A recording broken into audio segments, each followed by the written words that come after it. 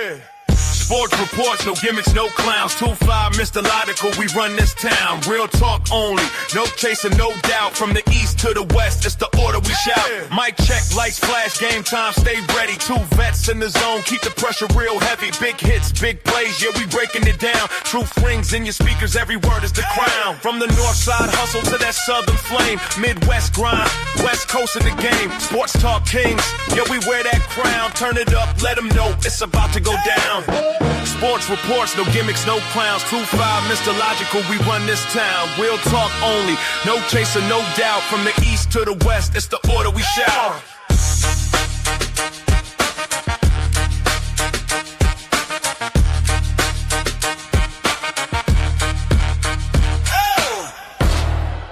It's about to go down.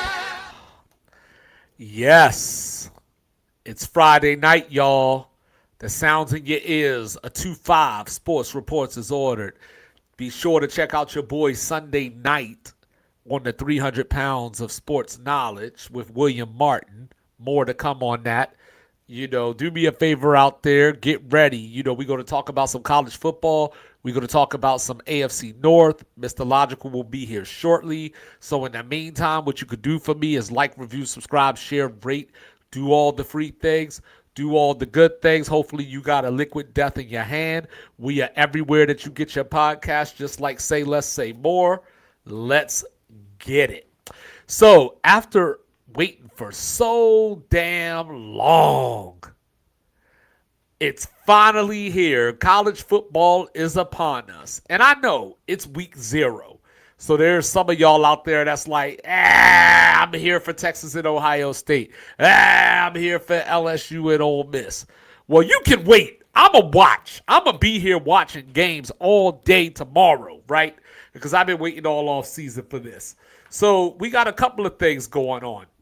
You know, we started things off in Ireland with Bill Belichick going up against Sonny Dykes and TCU. Now, this is going to be a crazy game because they're already talking about wet conditions. And if you remember, the last couple of times that we've seen games over there, whether it's been Florida State, Georgia Tech, my Noles started out top 10. Georgia Tech with the long field goal in the fourth quarter, 24-21 victory. And then, of course, last year, Kansas State, who I was very high on to win the Big 12, they succumbed to Iowa State, and it just kind of set the tone for the whole season. And it did the same thing to Florida State, right? That was the 2-10 year coming off the 13-1 playoff snub. So be careful, TCU. TCU is breaking in a new quarterback by the name of Jaden Craig.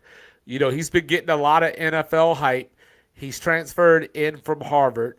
TCU, from everything that I've been hearing for spring practice and just all over the news, is that they can't hold on to the football. They can't catch the football outside of Jordan Dwyer, who's going to be his number one target.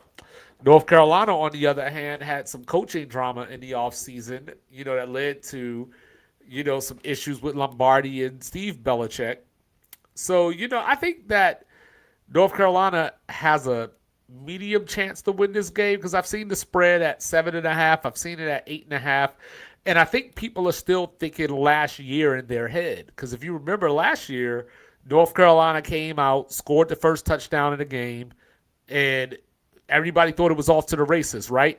Bill Belichick, one of the greatest coaches ever, was probably considered the greatest coach ever before Tom Brady left New England, with the lead. So turnover after turnover, Gio Lopez was ineffective, so on and so forth. Before you could blink, TCU walked out of there with a 48-14 win. I don't know if we'll get that this time. You know, TCU's got some questionables, you know, as far as players that might miss the game, some big players that they're going to need. You know, now North Carolina, what to expect? You know, no Gio Lopez. You know, Max Johnson is gone. Enter in Billy Edwards Jr., who started out his college career at Maryland, had a pretty decent freshman year, transferred transferred to Wisconsin, and had an okay start to the season. Things were looking on the up and up for Wisconsin. He got hurt in the, I think it was the Alabama game. He got hurt, and then it all just kind of went to hell from there for the Badgers. And you know what I mean? So he is looking for redemption, a fresh start. North Carolina is the perfect place to get it. Right now, I think it's just too big of an ask, because Sonny Dykes, I think, is going to start doing some of the things that he should have been doing a few years ago. You remember they made the national title game with Max Duggan where they got beat by Georgia 65-7, and they were just tossing the ball all over the place, Quentin Johnston and the gang, But now, Kendre, the running back, I can't think of his name right now. But anyway, now Kendre Miller plays for the Saints now. But anyway, so then as you peel it back, TCU might run a more pro-style offense, which I think is a benefit to them because as we were talking about a few weeks ago here on Sports Reports is Ordered, the Big 12 is actually morphing into a running conference now. Gone are the days of the air raid and 4,000 yards every quarterback, right?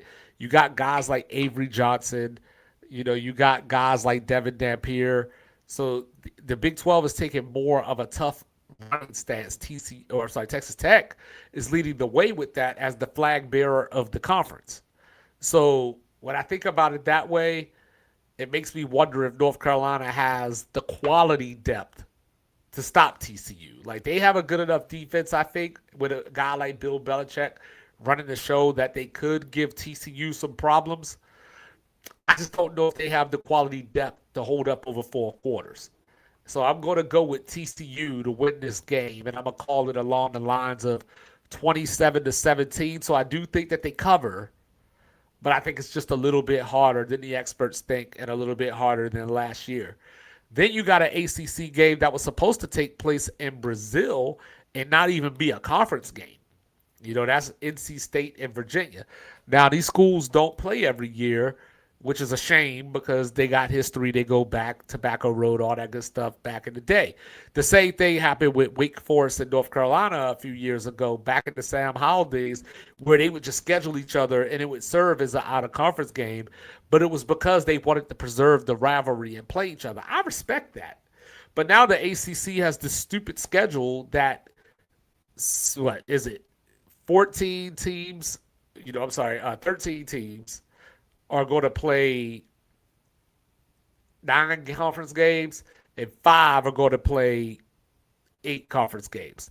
So this is one of those scenarios where now you flipped this out-of-conference game into a conference game. So last year, these 2 teams played, and it was a bar burner up and down the field, pinball. 35-31, NC State walked away with the win, which served as UVA's only ACC loss at the regular season last year. Obviously, they made it to the ACC title game and lost to Duke. So there's your incentive for NC State to win this game. Virginia to win this game, is because they're coming off that loss to Duke that left a bad taste in their mouth. I know they had a bowl game, but I'm focused on the regular season. They had that where they were this close to winning the ACC title, and they just couldn't pull it through. Whereas NC State, on the other hand, has the schedule that you could only dream of. Last year, Virginia did benefit from the soft schedule, if you will. They didn't have Miami. They didn't have Clemson, so on and so forth. Whereas NC State has that schedule this year. So NC State getting off to a win in this game could propel their season forward. And maybe you see them in Charlotte at the end of the year. Now, Dave Doran, the head coach at NC State, has never lost to Virginia. He's 4-0 lifetime against them. So Chandler Morris, the quarterback that led Virginia to 11 wins last year, gone. What is Virginia, right? Because last year they came through, crushed all the buildings, but prior to that, they were 11-23 in Tony Elliott's career prior to last season. So now what do? You got Chandler Morris gone. Trell Harris is gone. Their other 2 leading receivers gone. New running backs. New quarterback, right? Bo Pribula coming in from Mizzou. Has he learned how to throw the ball?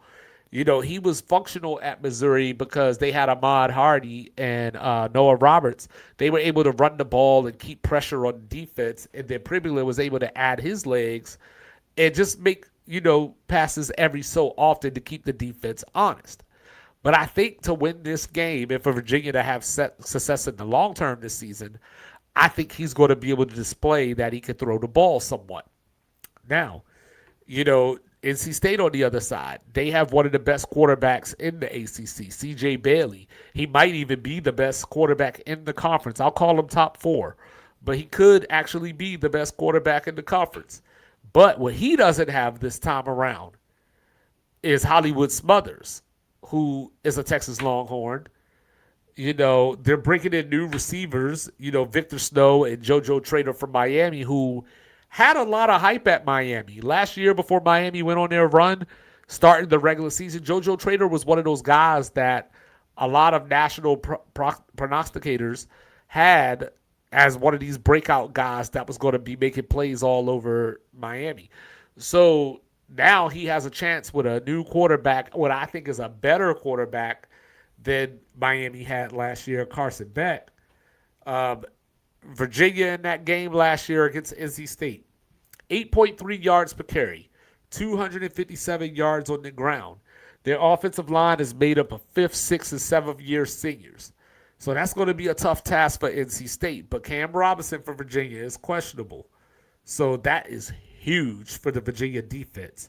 Virginia, like as I mentioned, experience-wise, has the most experience coming back by way of snaps. If you're just tracking snaps that players have played prior to this season, Virginia leads the nation in that. So NC State's going to have a rough time of it, but I think C.J. Bailey is good enough to get this win. I saw the spread sitting there at 4.5. I'm taking NC State straight up. NC State straight up to win this game, and I'm going to call this 30-23, so that is slightly under from what I've seen. I think it was 53.5, so slightly under, right on that line. So what I'm saying is stay away from the over-under because I don't know what we're going to see. Bo Pribula is going to emphasize the run. So you can see a lot of possessions in this game, punts and all that kind of stuff if it's not working. If it is working, then that means that Virginia is going to be chewing up some clock, so that under could be looking real tasty. You got my Seminoles starting the season tomorrow, bringing in New Mexico State. What do I want to see? I saw the spread at 32.5. What do I want to see? One, I would like to see Florida State cover the schedule. How about that? Second of all, I would like to see our new offensive line get pushed because we got SMU on Labor Day next week, right? So this is your tune-up to kind of get things in order, reevaluate where you are in the season. I need to see Chris Jones, transfer linebacker from Southern Miss, lead the defense. You have the Desir twins. You have Rylan Kennedy that came in from Texas A&M. But I think Jones is the short tackler that makes everybody else's job a little bit easier with his presence. Jabril Rawls, had a great season last year at the corner position. The problem with Florida State last season was they couldn't get pressure on the quarterback. So against a team like New Mexico State, give me 5 sacks, at least 5 sacks. Trey Wisner is in to join Usain Chroma in the backfield. Ashton Daniels at quarterback. I want to see a turnover-free game from Ashton Daniels. He's going to be using his legs. So if we are in a position, if Florida State's in a position where they're going to need Ashton Daniels' arm to win this game, then it's going to be a long season because that means that they can't push around a CUSA team, a bad CUSA team, coming off of the season that they coming off last year with the head coach Mike Norvell on the hot seat, right? So in my best optimistic mind, Florida State's 8-4 this year. Realistically, it's probably closer to 7-5. You know what I mean?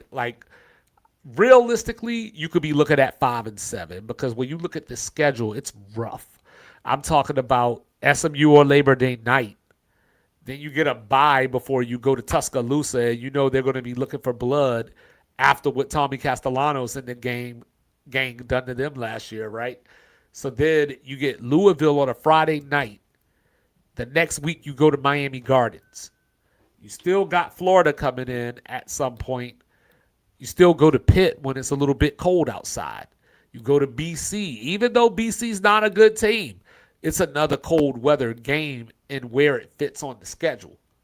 So that's where it gets a little tough for the Seminoles, where they could have losses, against teams that they should beat, but the schedule says otherwise just because of how it lines up.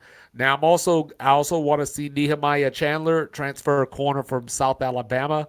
I want to see, because I think that by the end of the year, he could end up being the best defensive back on the team. So I'm here for it. Let's go Noles, represent, and let's go get this thing. Stanford in Hawaii. Last year Stanford went out to the island and got beat. Mikey Alahalo took him to school. And like I said, that was out on the island. Hawaii ended up winning 9 games last year, right? Where they do that at. Timmy Chang at head coach. Stanford had Frank Reich walking in, who I don't want to call him a lame duck, because to be a lame duck, you have to be in place to begin with. And then, like, Mike Norvell would be an example of a lame duck. But, so it was a 1-year deal just to add some kind of stability to the program after they had to fire their coach Taylor, who, was getting in trouble for abuse and things like that. So where to start? Micah Ford has to be the answer here, because rumor is that Stanford's got injuries on the line, maybe a receiver or two. There's just a lot going on in Palo Alto. Now, the game is on the farm, so I'm going to trust Stanford to cover this 3.5, but it's going to be tough. Then the game that I'm looking forward to that, makes people think that I'm crazy or some kind of sicko, because I'm excited for Memphis and UNLV. Why would I be excited for that? Because Coach Charles Huff is taking over the Tigers. Coach Silverfield is a Razorback now as a head coach. Huff comes in from Southern Miss the year after he leaves Marshall, takes half the team to Southern Miss with him, is close to winning the Sun Belt with Southern Miss. And then, of course, he takes half of them to Memphis with him. So Memphis has about 70 new players. I also am excited to see Marcus Stokes, because Aaron Nolan had the leg up in this quarterback race, right? Like, he had the pedigree, the Ohio State high recruit. And obviously that didn't come to fruition. So he got beat out by Marcus Stokes. So I want to see this guy that beat out Aaron Nolan. Now, Memphis has been one of the better G5 programs over the course of history and within the last, say, 15 years or so. I know Cincinnati made the playoff. I know that Boise is obviously who they are. But Memphis has been consistent, and that's throughout different head coaches, to include Mike Norvell. Memphis has always been on the brink of something special, but they just can't follow through. Now, what helps and hurts Memphis this year is that they don't have a Power 4 opponent. Now, we saw Liberty come up, and they didn't have Power 4 opponents. They get to the Fiesta Bowl, and they get ransacked by Oregon, right? Well, Memphis doesn't play a Power 4 team, so they could end up undefeated if all things go right, because Coach Huff is that type of coach. You know what I mean? But at the same time, even if they go undefeated, you don't have that marquee victory. So not only does Memphis need to win this game, they need UNLV to basically win out, and which is a little easier for them to do, because New Mexico's quarterback is out for the season, right? So as I look at the Memphis football schedule here, they opened up with this UNLV game, and it's in Vegas. So that's already going to be tough. You're starting out the season on the road with a new quarterback, right? Then they get Arkansas State, which is a bit of a rivalry game of sorts, at home. Then they go to Boise. After they play Boise, they get some they get some easy games, UT Martin, Charlotte, UAB, before they go to Tulane on October 16th. So what I'm saying is that Memphis needs to win this game, and they need other teams to help them out since they don't play that Power 4 team. So they need to beat Boise, who opens the season with Oregon. So Boise's more than likely already going to have a loss. So by the time you get to the end of the season, you need Boise to have that loss to Oregon, a loss to you, and not a damn other loss on their schedule, right? You need Tulane, new head coach, Billy Napier taking over. you need Tulane to kind of run a little bit through the American. Maybe 3 losses at worst. You got at Navy, who some people like myself are picking to win the American. You need to beat Navy, and maybe Navy's only other loss is to Notre Dame, because you can't do it yourself without a Power 4 team on the schedule. Now, when I look at UNLV, it's all in their face right now. Like I mentioned, New Mexico quarterback is out for the season. That was their number 1 challenger in the Mountain West, outside of Hawaii and Mikey Alejado. Now, if Hawaii goes out there and loses to Stanford tomorrow, then UNLV better damn sure not lose that game down the road. Obviously North Dakota State, who I'll get to in a second, is coming up into the FBS and Mountain West now. So that'll be another game that they'll have to navigate through. But as I look at this, UNLV should be in the playoff driver's seat, because I imagine Boise's going to have a tougher time in the Pac-12 with teams like San Diego State and Texas State's offense to deal with, right? Problem. Who's the quarterback for UNLV? Jeopardy music. Jeopardy music ends. Jackson Arnold? Could we see Alex Orji? Do you trust either one of those quarterbacks to do a damn thing to help a team win a football game? Because I don't. Now, Dan Mullen is a very good head coach, so I think he'll find a way to make it work. And they got a big one with Cal down the road as well, UNLV does. So UNLV has the schedule to make the impact to get into the playoff. But it all starts with this game against Memphis tomorrow. And the way that I'm thinking about this is a 31-30 game that UNLV pulls out. But if they lose that game, their season might as well be over. Jackson State, North Dakota State and Sacramento State are starting in FBS tomorrow for the first time. How awesome is that? North Dakota State brings in the Jacksonville State Gamecocks from Conference USA. And then Sacramento State goes on the road in the MAC to play Eastern Michigan up in Ypsilanti. Now, what's interesting about that for me is not necessarily the game within itself, but Sacramento State paying the way of all these MAC teams to travel out to California for the next 5 years. So that's how committed they were to this FBS move, and the Pac-12 didn't want them. So from there, let the games begin. But just to recap real quick before we get into this AFC North preview. In the national title, Mr. Logical has Ohio State taking down Miami. I have Oregon taking down Notre Dame in the national title game. My conference championship picks: Oregon over Indiana in the Big Ten, BYU over over Houston in the Big 12. I don't got Texas Tech getting there. We'll see. Then you got ACC. I got Miami over Louisville. And then you got the SEC. I have Georgia. And this is the one that I kick myself over all the time. I got Georgia over Oklahoma. The SEC is hard to figure out this year because there's just so much going on. Like, what is LSU with Lane Kiffin, Sam Levitt, and Jace Brown? I love him. LSU's going to put up points, but the questions still remain the same from last year. Can they run the ball, and can they stop anybody? Oklahoma has the defense. I think they're going to have one of the top 3 defenses in the SEC. Can John Mateer stay healthy? Because when he was healthy last year, that was a Heisman candidate that you were looking at. And then once he had the thumb surgery, it just kind of dissipated from there. Alabama and Keelan Russell. I think Alabama's going to have a top 3 defense in the SEC. Now, Georgia is the standard of the SEC. 9 out of the last 10 SEC championship games they participated in. But they're one of the younger teams in the country. Now, they're getting experience back because a lot of these young players played a lot of snaps, but they're young nonetheless. Texas, right? You know how I feel about Texas. One of the biggest choking programs in the history of college football, if not the premier choking program based on expectations, based on what they have as resources, based on how people view their job across the nation as one of the best jobs in the country. Texas hasn't fit that moniker in quite some time. One national title in my lifetime. And I'm not saying that you got to win a national title all the time or whatever the case may be, but you can't be Texas. You can't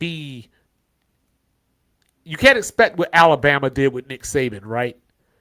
But they should at least be somewhere in that Ohio State realm where you expect them to win a national title, and they're around the national title. They're national title adjacent. Texas has way too much talent coming through that program to not have won since Vince Young. You know what I mean? Now, granted, 2 years ago, they were in the semifinals. The year before that, in the semifinals. But everything after that, going back to Colt McCoy, not a whole lot to talk about. But Texas this year is going to be a team to keep your eye on. If Arch can maintain the momentum that he ended last season with, that defense, I think is going to be even better this year. So those are my top 4 SEC defenses. No order: Texas, Oklahoma, Alabama, and you throw Texas A&M into that conversation, Oklahoma. Those are the teams that I think are going to carry the defensive water for the SEC. So that's why the SEC for me was the hardest conference to pick who was going to go to the conference championship game. Now, when it comes to Ohio State, because I didn't pick them in the Big Ten title game, I got them losing, to a couple of teams. I got them losing to Oregon. I got USC upsetting them. You know what I mean? Whereas Indiana, I only have one loss going into it, and then they lose to Oregon. And then I have Oregon with one loss, which is the loss at Columbus. So that's kind of how I broke that down. Now, as far as Notre Dame goes, we're going to have that same debate all year round. Should Notre Dame be in a conference? Should I respect them since they're not in a conference? And I say, if you want us to not respect Notre Dame in the way that we do, beat them. They're on your schedule. Handle your business. And they won't be in the playoff if enough of y'all beat them. But, they do play Miami again. They get them at home this time. Revenge. They're going to be up for that game. They go to Lavelle Edwards Stadium to play BYU. And then, of course, they play SMU. So Notre Dame's going to have their own challenges, if you will. But I still think that a 10-2 Notre Dame team gets in. Because remember, all Notre Dame has to do. Yeah, I'm in the building. All Notre Dame has to be. Oh, he's in the house. Mr. Logical is here, y'all. Don't bring those feelings to these fact fights. Say that. No, I'm joking. but Notre Dame, beat them if you don't want them in the playoff. It's that simple. We used to go through this with Boise State. People used to say they only play one game a year, and they get to the bowl game and then they beat somebody, and it was all year they weren't getting beat up every week. Beat them, and then we won't talk about them. It's that simple. So we're gonna get to this AFC North preview here. Mr. Logical's here. Saying we got some questions that we got to answer as we do with all these previews. So let's hit the ground here, Mr. Logical. Pardon my tardiness. I was at my son's senior year, first varsity game of the season. It got rained out yesterday, or the lightning was crazy. Just basically hovered over the stadium. But I think it helped them lock in because I think winning 51-0 counts as a lock-in. So let's give a round of applause for the Northern Burlington Greyhounds. It was great, a lot of depth. I think we scored 7 touchdowns by 5 different players. Couple of seniors, a junior, 2 seniors, junior, couple of sophomores. Yeah, we was getting busy tonight. I'm proud of them.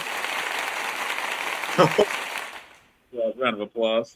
There you go. So, Mr. Logical, let's hear taking it from the top. Can Mike McCarthy and Aaron Rodgers recapture that magic? I don't think there's any evidence to support that they could. They had some time in Green Bay. It didn't go very far. Now they're in the tougher. They did win the Super Bowl now. All right, now I'm gonna say this real quick. My son just played his senior game, like senior year football game. He was one. He was one when they won that Super Bowl. He's a full-grown person now, driving around, going to school, like living his whole life. That's a long time, considering like the time they had in Green Bay. I think in Green Bay they were probably your odds-in favorite or your betting favorite to win the NFC North for all those years because we knew Detroit was kind of always, always kind of sputtering.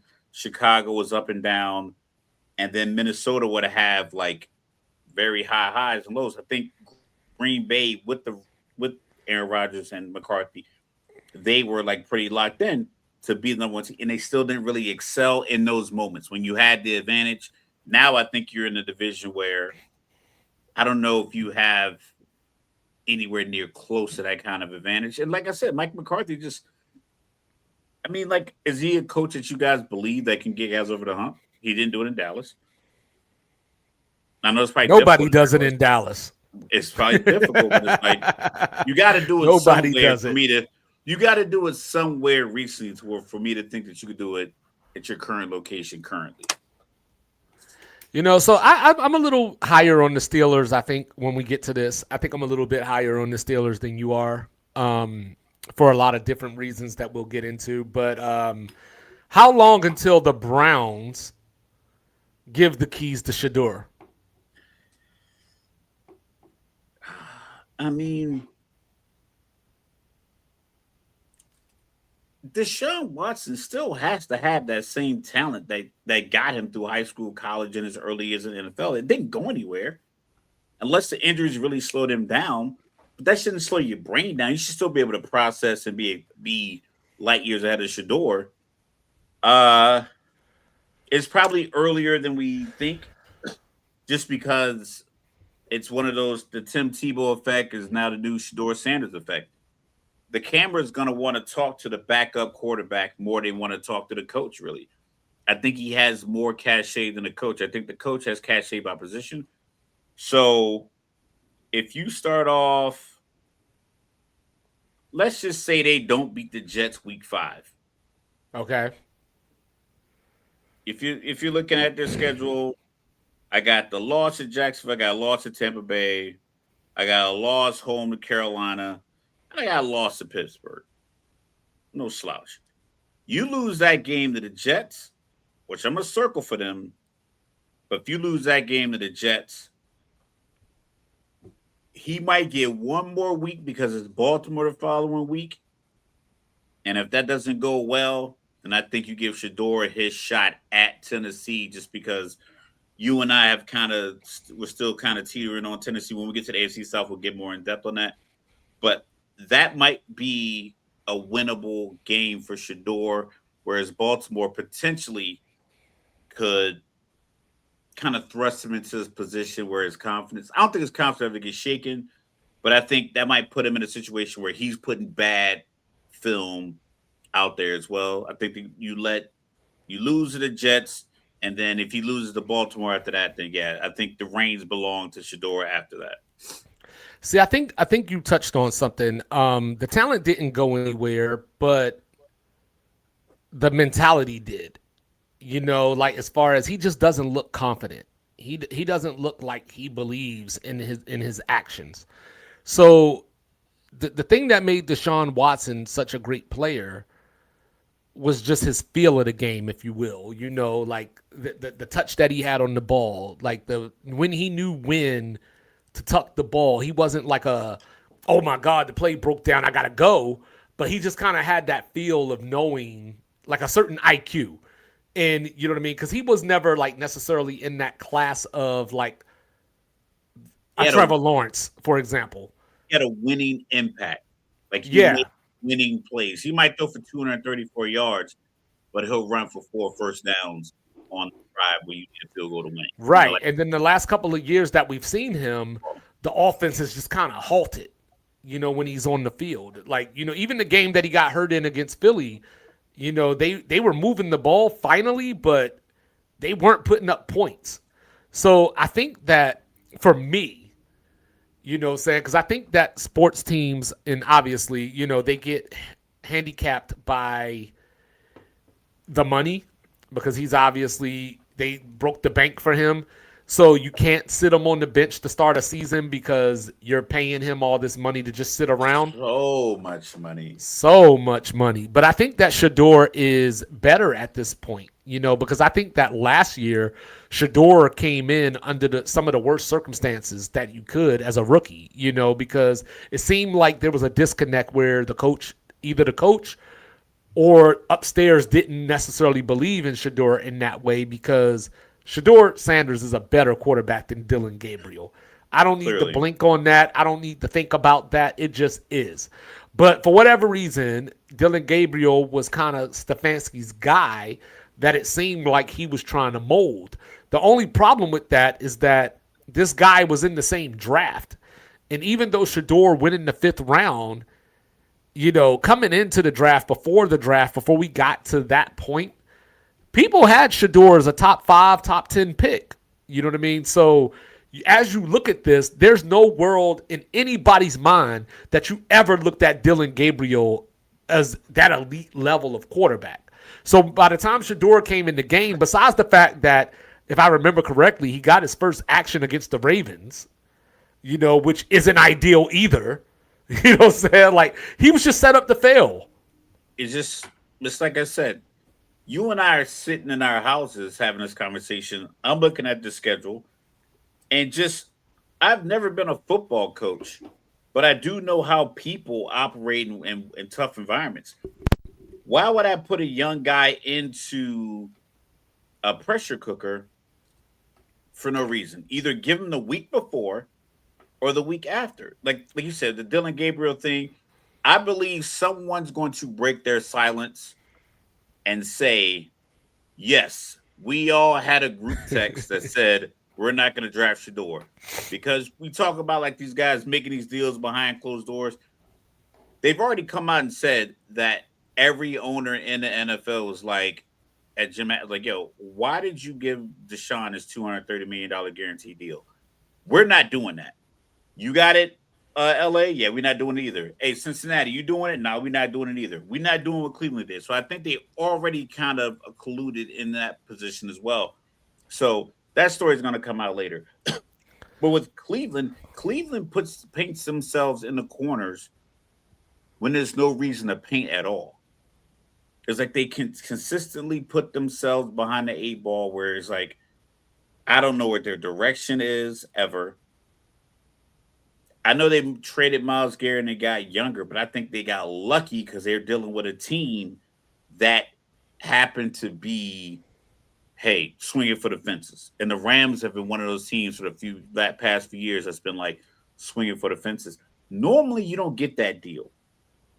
In years previous, they should have probably built the defense around Myles Garrett, locked it in, and then kept it simple on offense. Like, listen, we haven't figured it out. Well, let's keep Baker.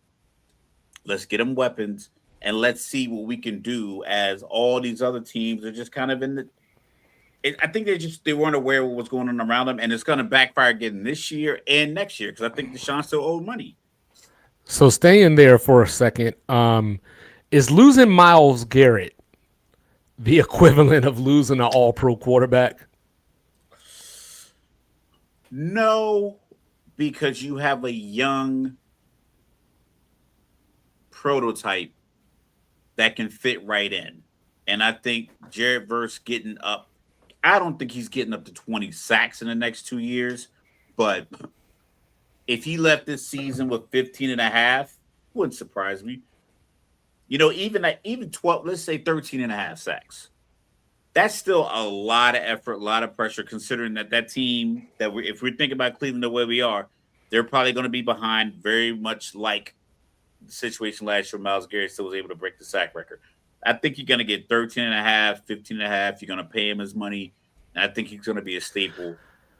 So I think that Jared Verse is a great player. I think that right now there's just something missing. So he gets to the quarterback, but he doesn't always hit the quarterback, but he's always right there. So there's just like a step off or a half a step too late maybe that he has to figure out, but he's always in the mix. And, and he's a tough physical dude.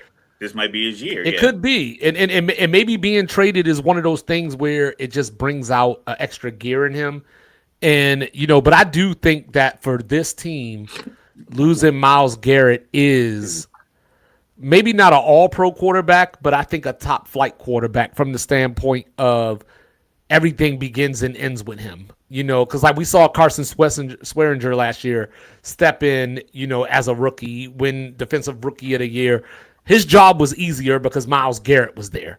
You know what I mean? Jarrett Verse is going to have to force these defenses to double him the same way that Myles Garrett did, because like he's not a step down in the sense of you're starting over. Like you could get much worse players to replace a Myles Garrett than a Jarrett Verse, but he is not Myles Garrett. All right, so as we get into this Mr. Logical, here's my quick thoughts on this division. All right. So Baltimore has the stability of the roster, but uncertainty at coach. Cincinnati has the quarterback, but uncertainty on defense, even though they did some things to address that. We'll get into that later. Pittsburgh, I think, has the defense, but they have uncertainty at quarterback because Pittsburgh, I think, is going to have a top 8 defense this year. Cleveland has the most uncertainty, but they're the biggest swing team. Because remember, like as we go back to last year, Joe Flacco led Cleveland to a win against Green Bay, before he ended up in Cincinnati. And Green Bay had a very weird year. Yeah, they did, but that's the type of team. So I'll say that to say this last thing real quick. That game that you mentioned a game earlier when you were talking about Cleveland's schedule, but you didn't focus on the one I needed you to focus on. Let's hear it. If Carolina want to win that division, they better not lose that game. I put it like that. Yeah, but the NFC South, like we said, we talked about it. The 10-7 team I picked out of NFC South could end up still being 7-10, just because they haven't got their quarterback squared away, and he is the heartbeat of the team, and I think he knows that he could probably still go somewhere else. So like, there's a lot of problems in the South. So I think with that division, the AFC North, I go with reliability. Like I remember this movie I like called Snatch. His character named Boris the Bullet Dodger was talking. He's trying to sell guns, and he was like, "Heavy's a sign of reliability." He was like, "If it don't work, you can always hit him with it." So it's like that's what the Ravens are to me. The Ravens can have problems at wide receiver. They never. I won't say never. The Ravens haven't had a wide receiver that they drafted that turned into a guy like DK Metcalf. They didn't draft a guy like the 3rd or 4th round, big guy that turned into like this all-pro type wide receiver. But they still always were able to make it happen. They keep solid tight ends. They were probably one of the only teams that were really incorporating the fullback, and then they just play good defense. Well, maybe not anymore. Have that reliability of the heavy gun. Like, the bullet. Lamar Jackson's not throwing these bullets, but we can still hit you with this gun with the 240-pound running back that Dallas could have got for $16 million, and somehow Baltimore did. That's the thing that Baltimore has. The problem that they have is, I think they're a lot like Buffalo in a way, where you have a quarterback that's MVP caliber quarterback. Obviously, he's 1, 2, should have won the other one that Josh Allen won, but Josh Allen won it. But it's neither here nor there. He still has a couple, and they don't have the playoff success that you need. But now you bring in rookie head coaches, but you still have the expectations of playoff success because you still have these quarterbacks. I think that's the biggest competition for Baltimore in this division, in my opinion. So, for Baltimore, it was 18 years. John Harbaugh is now gone. Jesse Minter is in, and Mr. Logical hates it because the reason that I think Mr. Logical hates it is because when you go back and look at Jesse Minter, he coached under John Harbaugh from 2017 to 2020. Then he went to Michigan to coach with John Harbaugh's brother, and then he followed John Harbaugh's brother to the Chargers, and now here he is taking over for John Harbaugh. So somebody like Mr. Logical would say, well, what really changes? You know what I'm saying? Because it's still the same type of thought, the same type of philosophy you would think. Okay, now this is where it gets a little different. So which is kind of funny too, actually, now that I think about it, Mr. Logical, because when Jesse Minter went to Michigan, he replaced Mike McDonald as the defensive coordinator there. So kind of funny there. But anyway. Like a lot of guys coming out of the Harbaugh camp. Yeah. So where it gets a little different this time around, though, is at offensive coordinator, Declan Doyle, 30 years old. So for the first time in the NFL, Lamar Jackson is about to have an offensive coordinator that's younger than him. Now, the good thing about that is maybe that's some kind of innovation, because where did Declan Doyle came from? Well, last year, he was on the coaching staff in Chicago. So Ben Johnson, disciple maybe forming here. That he coached other places before that, but that's his most recent place. So now I wonder about that, because you brought up the fullback. Ricard is gone. So I think Baltimore is going to abandon that and look more modern in that way and not necessarily employ a fullback. Now, as far as Derrick Henry goes, to your point, he's 10th all time in rushing. I think by the end of this season, he can get up to number 6, possibly number 5, if things go in a certain way. Now, Baltimore last season was interesting, right? They started off with that collapse in Buffalo that we talked about. And then Lamar got hurt. Then Madubuike got hurt. He got hurt. Roquan Smith was battling some stuff. Humphrey got hurt. Like, there was just a lot going on around the Ravens last year as far as the injury and the medicals. They get these players back. Maybe not Madubuike just yet. He's doing some stuff, but the neck injury, I think that's going to be a slow, casual process. I don't think he's going to be ready week 1. But Roquan Smith probably had the worst season of his career last year. Picked it up late, but started out bad. But with all that being said, we were sitting here, and the Ravens were something like 4-6, and we were sitting here on this show arguing about whether the Ravens could win out and make the playoffs or not. Oh, and I was adamant against it. Yeah, you ended up being right. You ended up being right, but all they needed was a field goal against Pittsburgh, and they would have won out and made the playoffs like I thought they were going to. So it was that close. My argument didn't allow that margin of error. I thought that it wasn't even going to be close. Well, I just thought it was a schedule thing. You know what I mean? I just thought that they benefited from that late season schedule. And so when I think of Declan Doyle, bringing it back to the Ben Johnson point, we were arguing about Chicago and Caleb Williams. So now can you imagine empowering Lamar Jackson to do Caleb Williams things? You know what I mean? Where, like, we think of Lamar in that sense of running the ball, his speed, the pressure that he puts on defenses that way.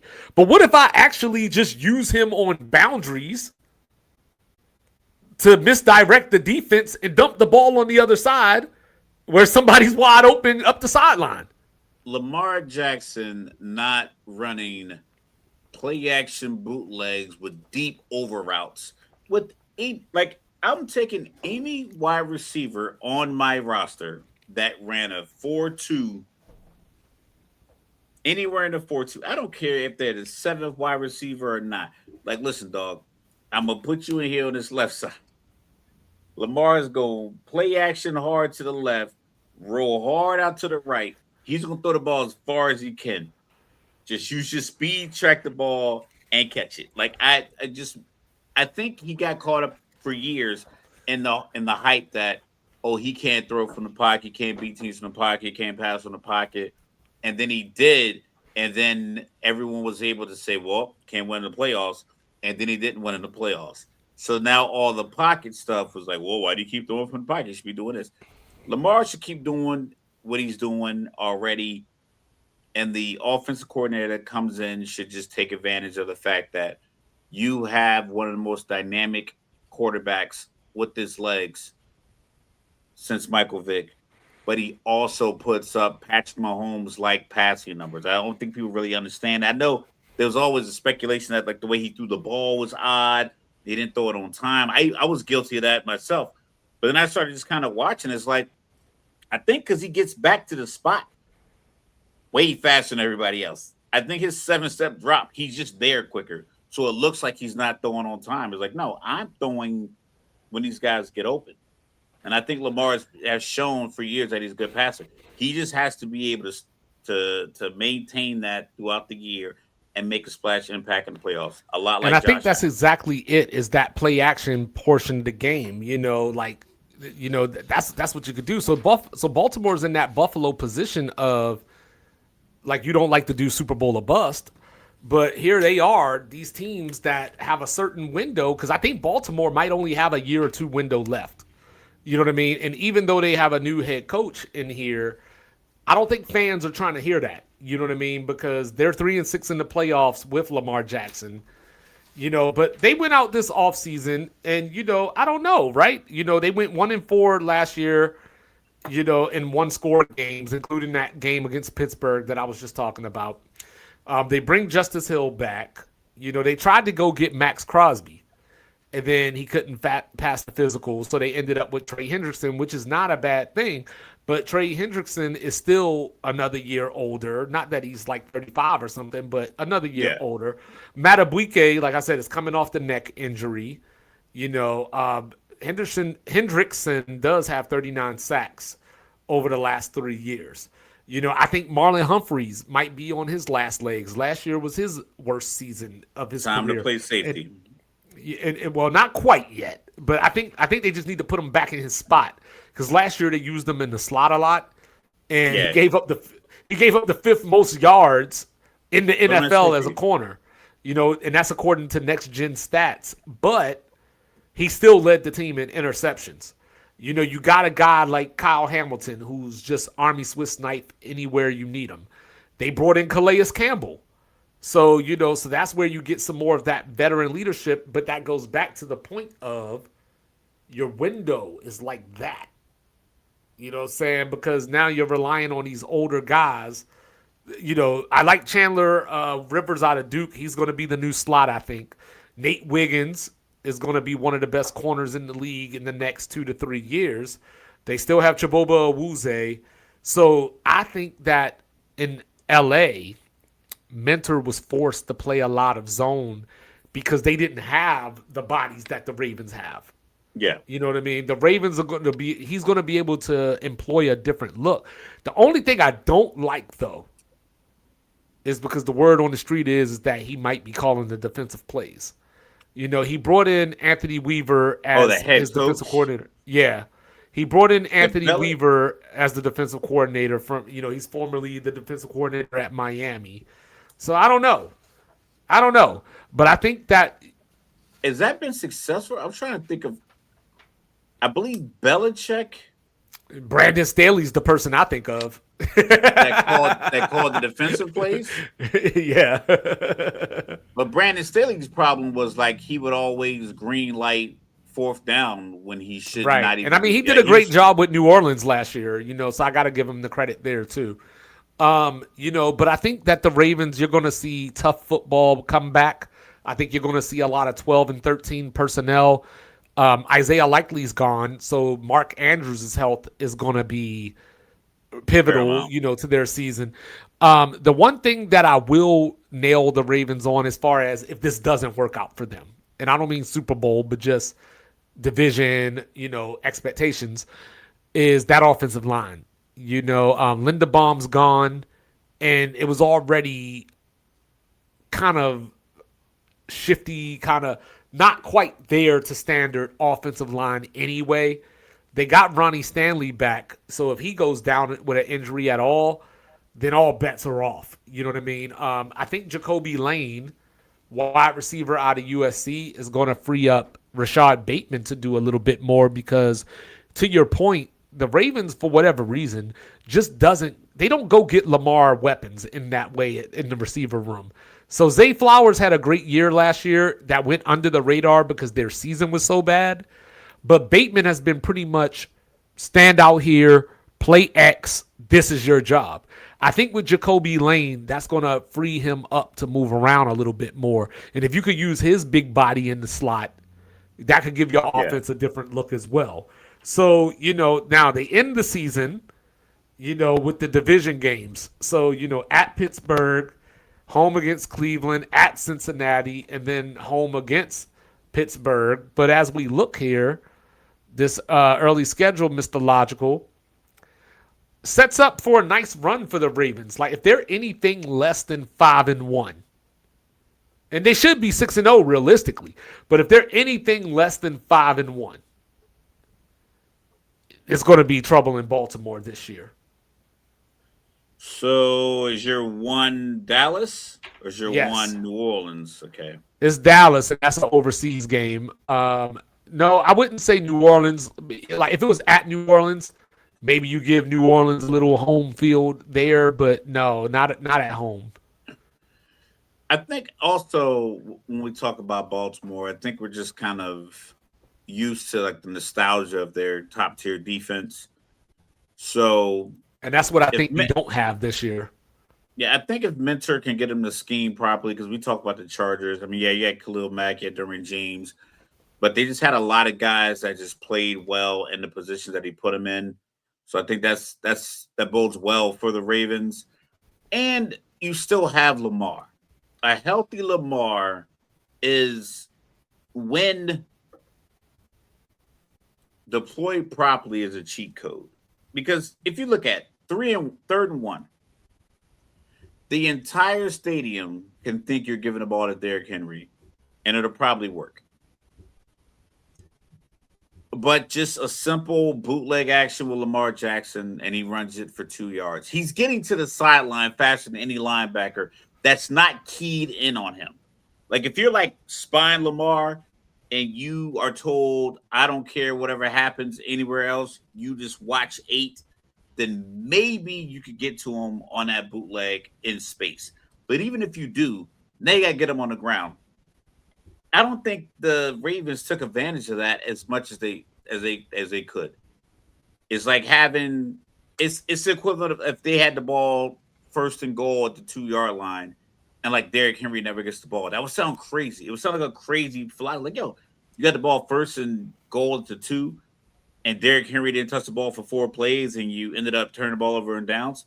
That's how I feel about some of these plays with Lamar. It's like, you mean to tell me you couldn't just call like a little play to get him on his 3rd and 3, get a guy on the edge and just have him just scamper and get the 3 yards and then come up with the next play? Did you have to throw that post route to Zay Flowers because it was 3rd down? Like, so it's just a matter of like, are you going to be willing to do that? Because I think as far as the talent position and, the weapons that they have, I think they have an advantage over this entire division. Yeah, so then, after that Cleveland game, which is at Cleveland, it gets a little rough. They get Cincinnati, and I feel like at this point, these division games for the Ravens don't matter. So, like, when I look at the NFC South, I see a team going to New Orleans, and I'm like, that's going to be a close game, or New Orleans is going to win outright. You go to Seattle, I say the same thing. You look around the NFL like, oh, you got to go to Mile High? That's going to be tough sledding. But when I think about the AFC North, I don't think about the games in that way because we've seen them trade wins on each other's fields. But this schedule gets real tough real quick after that Cleveland game. And you could argue that the Cleveland game is tough because Cleveland's been known to sneak up on Baltimore a time or two. But they get Cincinnati, at Buffalo, Jacksonville, Chargers on Monday Night Football, so you benefit from the Chargers traveling across the coast. Go to Carolina and go to Houston back-to-back. So that's where it gets a little tumultuous for me. So I got the Ravens starting out 5-1. But then after 12, they could be 8-4, maybe 7-5. Yeah, I'm pulling up the strength of schedule 1 through 32. And then you get the bye week. You get Tampa at home, and then you get those division games to close out the year 4 in a row. So, what I'm saying, I think the Ravens finish somewhere, at worst. I think they finish 9-8 at worst. And then, at best, if things are clicking in that way and Declan Doyle is doing what we're talking about, then maybe Baltimore could find themselves 12-5 and maybe sitting atop the AFC. But I just think that that's too big of a range for me to trust them in that way. More on that later. But Mr. Logical is going to lose his mind if he turns on a Baltimore game and it's third down and they throw the ball to Justice Hill. I'm no defensive coordinator, but I know if you take Derrick Henry out, you're throwing the ball. I can bank on it. I wouldn't even look to the pass. It's almost automatic. I don't know what the statistician company that ESPN uses that finds all the obscure stats, but I'm willing to bet that if Derrick Henry runs the ball 2-3 times in a row, and after the third time it's third and short, and they take him out, they're throwing the ball to Hill. The defense knows it. I know it. And with that little screen action to the left, a little bubble action to the left, and get Lamar, use his legs, get out of bounds. I don't know. I said to myself, and I told some other parents, I am a fan of football, and I've been a coach. I played 1 year in 8th grade. I was not good. And I played video games. So I'm no head coach. So I'm just going to sit back and just watch. But if I'm on the Baltimore sideline on the offensive staff and you're literally sending out the clear signal to the defense that this is probably going to be a short pass out of the flat to Justice Hill on 3rd and 4, we got to be able to catch that. Because if I can pick up on it by just watching random Baltimore games, the 3 division opponents you have, even as dysfunctional as they are monetarily, as far as quarterback desire, and then subsequently with this new old coach quarterback combination, they're going to pick up on it. So you said 9-8. I think 9-8 is a bit much, just because I believe they have I think a new coach is going to play a little bit more conservative, and they have real weapons in Baltimore. We talked about them not getting like a top flight wide receiver. Most teams don't. They should have done better drafting them, but I think they have enough talent to win 10 or 11 games. I think Baltimore falls into that trap of, remember when Kansas City lost that game to Philly, and it was like, oh, they'll get it right. Then they were 5-6, and it's like, it'll turn around. And then you just kept waiting for something to happen that wasn't there. I think that's where Baltimore finds themselves, because we think of Baltimore in this way, because they've been so good for so long. They have those players that you're talking about.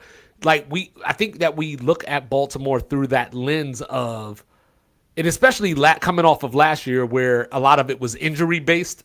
So it's easy for us to go back and go, well, if that team was healthy, they're XYZ.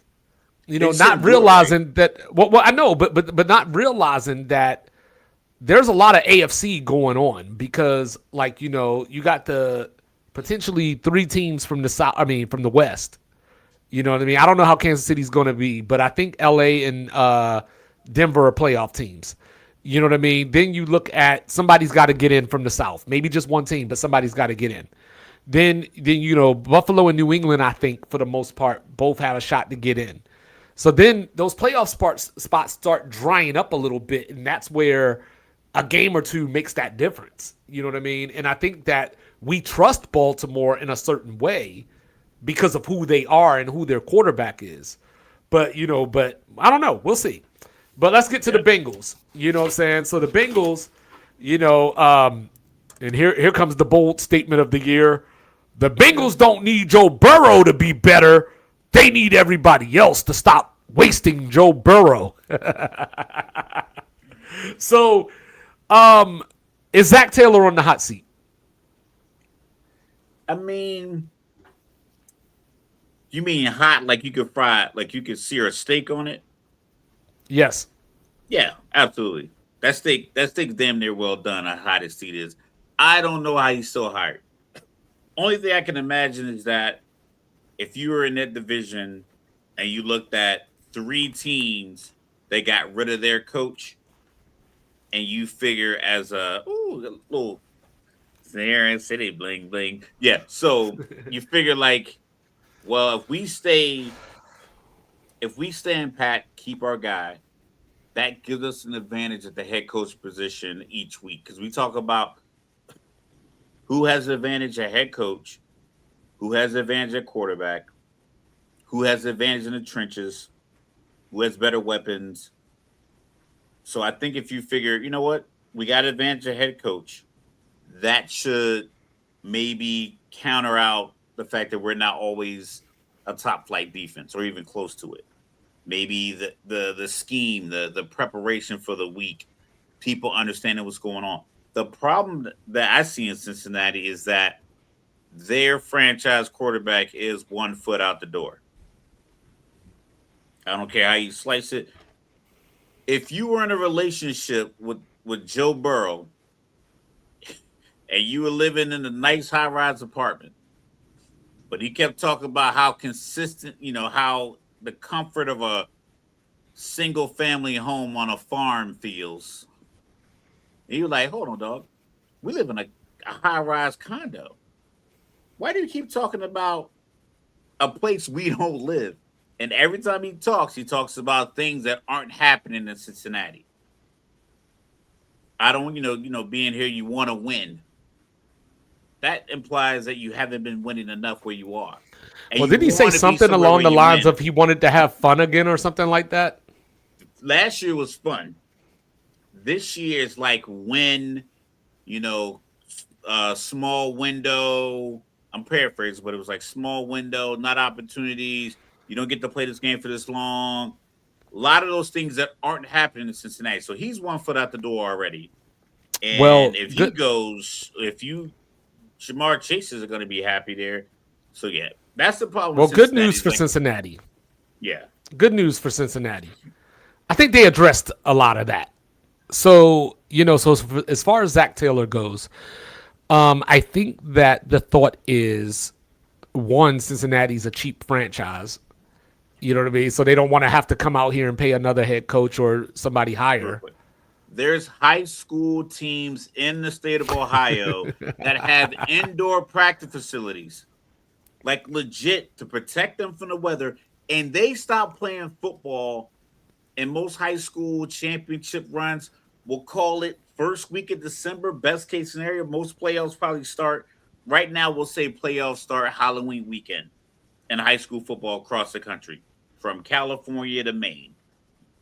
These guys have an indoor practice facility in multiple schools in the state of Ohio, and the Cincinnati Bengals don't. They play football into January.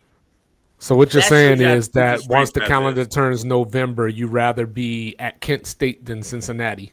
You might as well have – no, not even Kent State.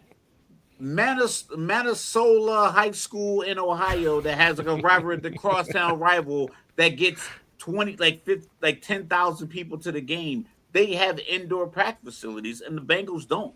Like, that's what Joe Burrow's looking at. He hangs out with other quarterbacks. He hangs out with other professionals. He's at the white party in Long Island every year. It's like he knows what's going on in other places that he's not getting in Cincinnati. He's 1 foot out the door. And then I think the other part of it is if you're the Cincinnati leadership, ownership, you look at things through the lens of, well, if Joe Burrow was healthy, we would be a lot further along. So as much as Joe Burrow might be sick of us, we're sick of his ass being on the sideline all the damn time. So that could be something too. But I think Cincinnati has addressed some of that, because last year they had games where they scored 33, 38, and 42. They won one of those games. Yeah. One of them.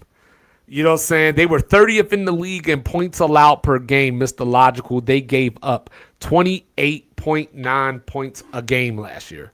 28.9 points a game. All right, this is what Cincinnati did, Mr. Logical. They went out and got Dexter Lawrence. They went out and got Jonathan Allen. They drafted Cassius Howell out of Texas A&M. They went and got Brian Cook, safety from Kansas City. They went and got Kyle Duggar, who at one point in time, remember, he was all the rage back with the Patriots a couple years ago, Kyle Duggar. Man, you fall out of favor with the Patriots so fast. I know. So good players. So hopefully that means, I forgot a name. I'm sorry. I forgot a name. They went and got Boye Mafe from Seattle, from the Super Bowl champs. So I think Cincinnati went out and actually addressed a lot of this stuff that you're talking about. Flash flood coming. The linebacker room is the question mark here. Demetrius Knight and Barrett Carter, both rookies last year, got picked on, especially in coverage. They couldn't stop anything, missing a lot of tackles. Shamar Stewart, remember he held out. He was the guy from A&M that we were talking about. Could he actually go back to college and go through the draft again?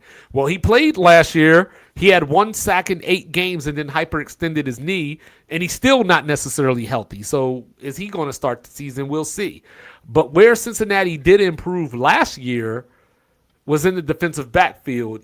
Dax Hill, DJ Turner, Dax Hill in particular, has a lot of talent. And they were so good that they made Cam Taylor-Britt expendable. So he's gone now. They went out and got Takario Davis out of UW out there playing with Ephesians Prylock.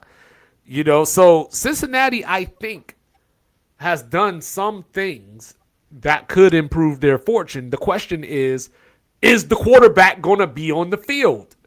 So the other day we got some scary news, right? Jamar Chase, we thought that he did something to that knee. Hopefully he didn't. You know what I mean? Chase fine.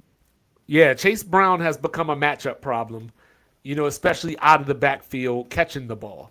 There's a lot of teams that are going to have to track him. And, if you had him on your fantasy football team, you know what I'm talking about. They still got Sam Pirine on third down. They got Taj Brooks that they're trying to implement and give carries to. I think that their offensive line towards the end of last year looked a lot better. So I won't say that I'm all in on Cincinnati as far as being a Super Bowl contender, but they are live to win this division, I think. Oh, absolutely. I think anytime you have the weaponry that you have offensively and the recent history that they did, they were, a couple of calls away from kneeling down and Joe Burrow hosting a Lombardi Trophy. I know people love Matt Stafford, but we all, it's not a conversation we have because people love Matt Stafford, but I mention on the show all the time, that illegal contact was a bad call. That linebacker completely did not touch the wide receiver going across the middle. He deflected the ball. They're 4th and 7 from the 9-yard line, Matthew Stafford and the Rams, without that automatic first down inside the 5. And I just want to know, if that doesn't convert, Joe Burrow's taking a knee with most of these same people, the Zach Taylor, T. Higgins, Jamar Chase on the field.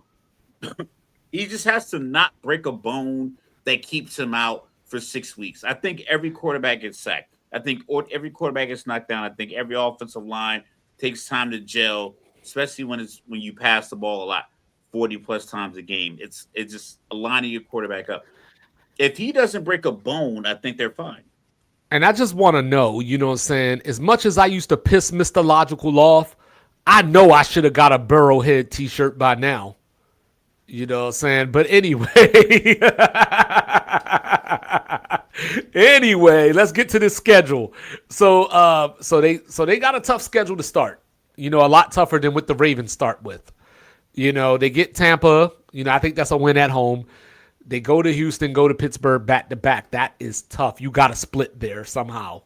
They get Jacksonville at Miami. So if they could be sitting at 3-2, I think you feel okay.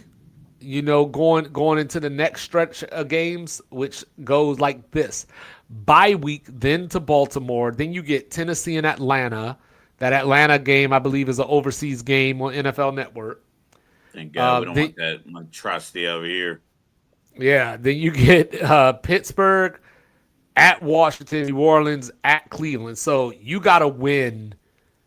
At the very least, you got to try to win all those games, and maybe you give up the Pittsburgh game if you're going to, be a factor in the playoff race or the division.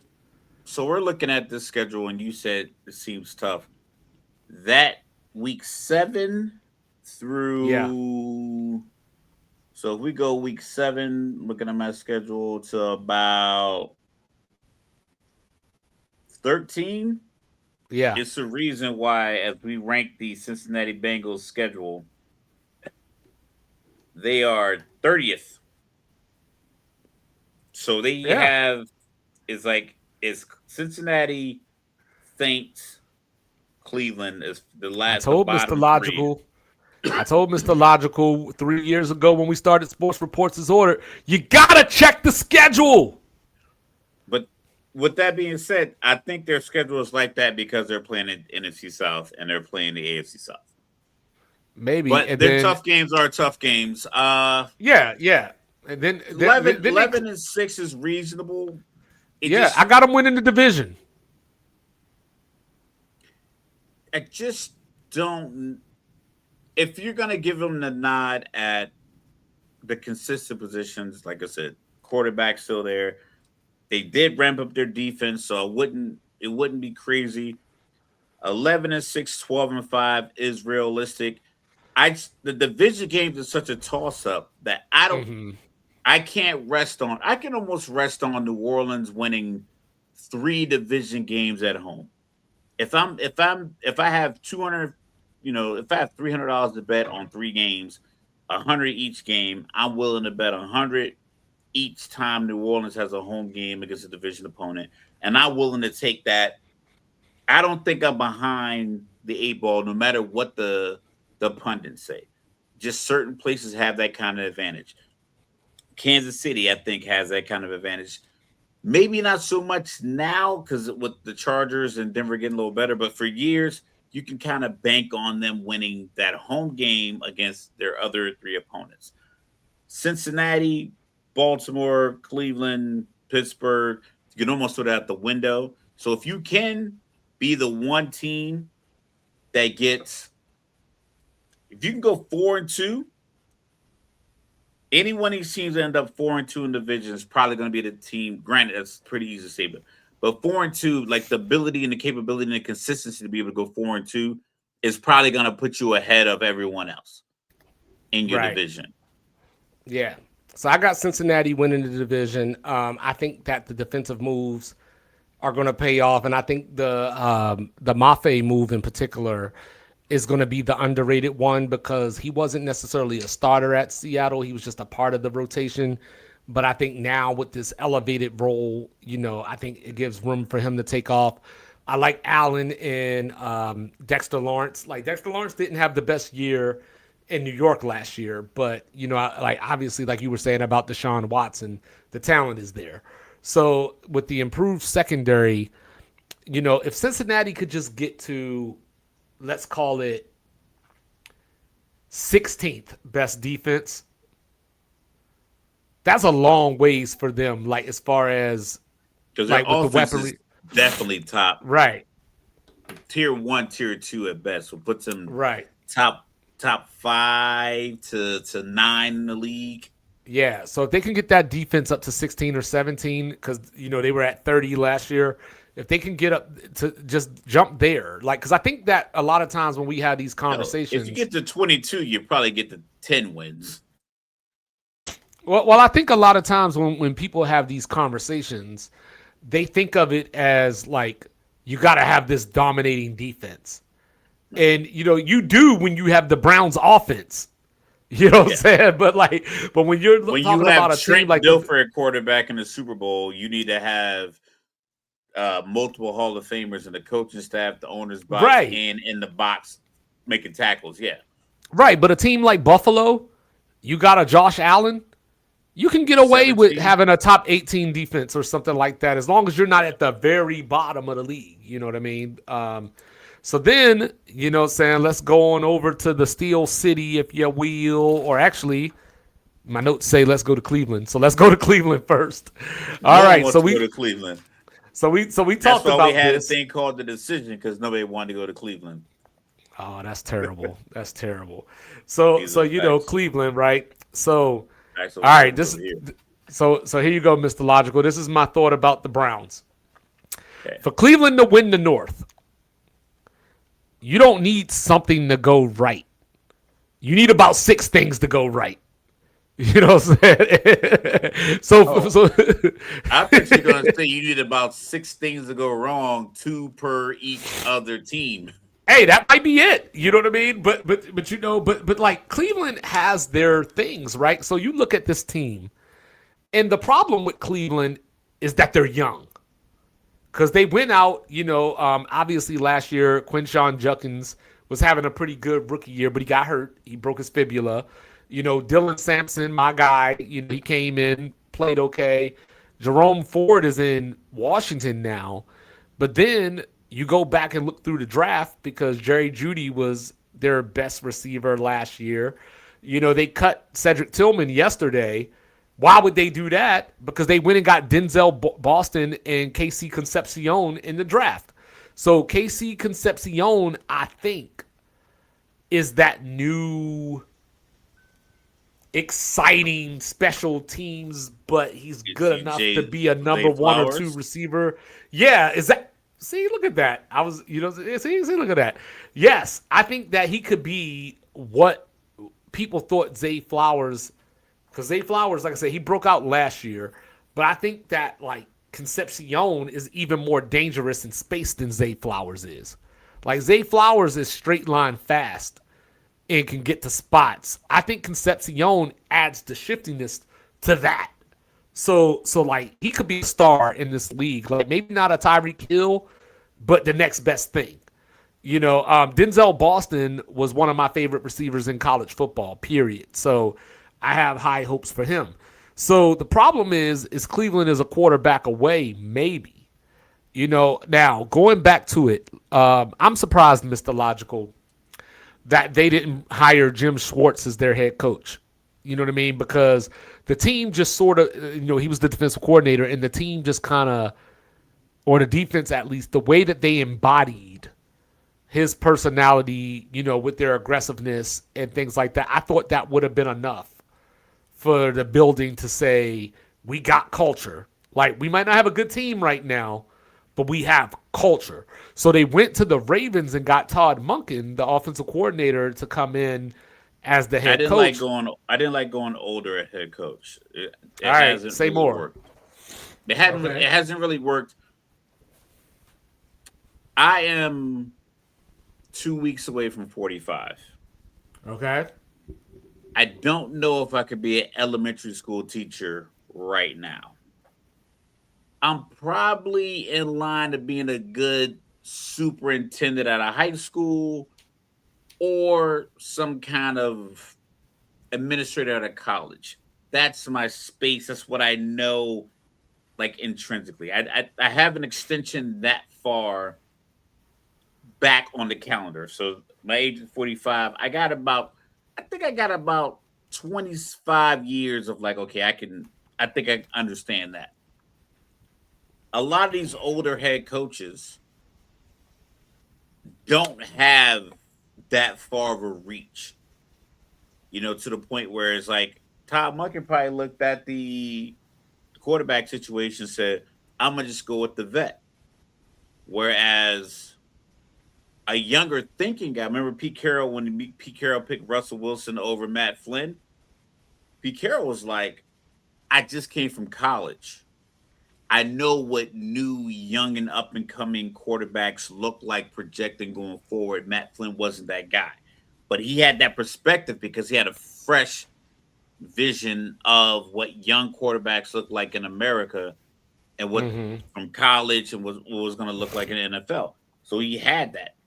I don't think Todd Monken has that. And I think he was like, I'm going to just go with the veteran with the physical capabilities, Deshaun, and see if that works. Whereas I think a coach maybe around our age, somewhere 40 to 45, would have probably would have gone with Shedeur, The problem is the money with Deshaun Watson, so you pretty much had to pick him. But I think I think the real problem is I think the real problem is these teams and their lack of patience. And you know what I mean? Especially a team like Cleveland who has recycled so many quarterbacks throughout the years and things like that. You know, I think that when you're a head coach, especially one that hasn't necessarily been a head coach, like he coached at Southern Miss. He was the head coach there before he went to Georgia. But when you think about it, right, we've seen, I think, and I don't have any numbers to back this up, but we've seen more coaches get fired in year one or year two than I remember growing up or, you know, in my 20s and 30s. Like, it just seems like there's a shorter leash for a head coach. So now if you come into this new operation, you know, especially, you know, saying around a team that is bringing in this young talent, in your mind, you say play Shedeur because he's the young guy that's going to grow up with this young talent.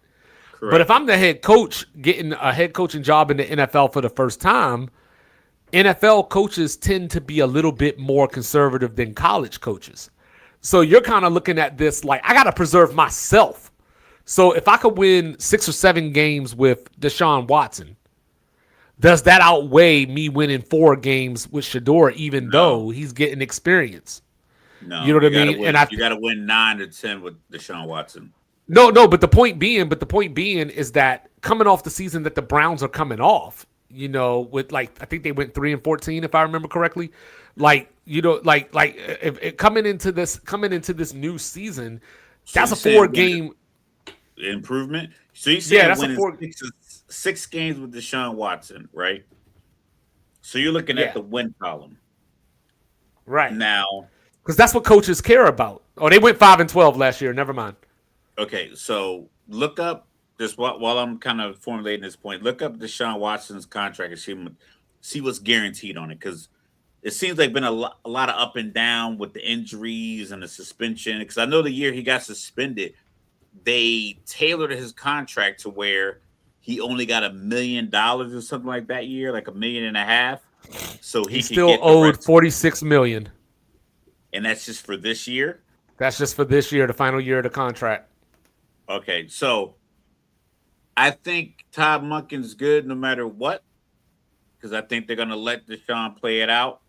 And if he sucks and you start Shedeur, and I think he's allowed to start fresh next year. The problem is this: if he does not, if the ownership is like, hey, we're paying this guy $46 million, you got to play him, then every single week for 18 weeks, to include the bye week, you're gonna get questions on why Shedeur not starting. Because 6-11, when you have a backup that's as charismatic as Shedeur, coupled with the fact that his father is also still in the media, still coaching at his school, he's going to get the question.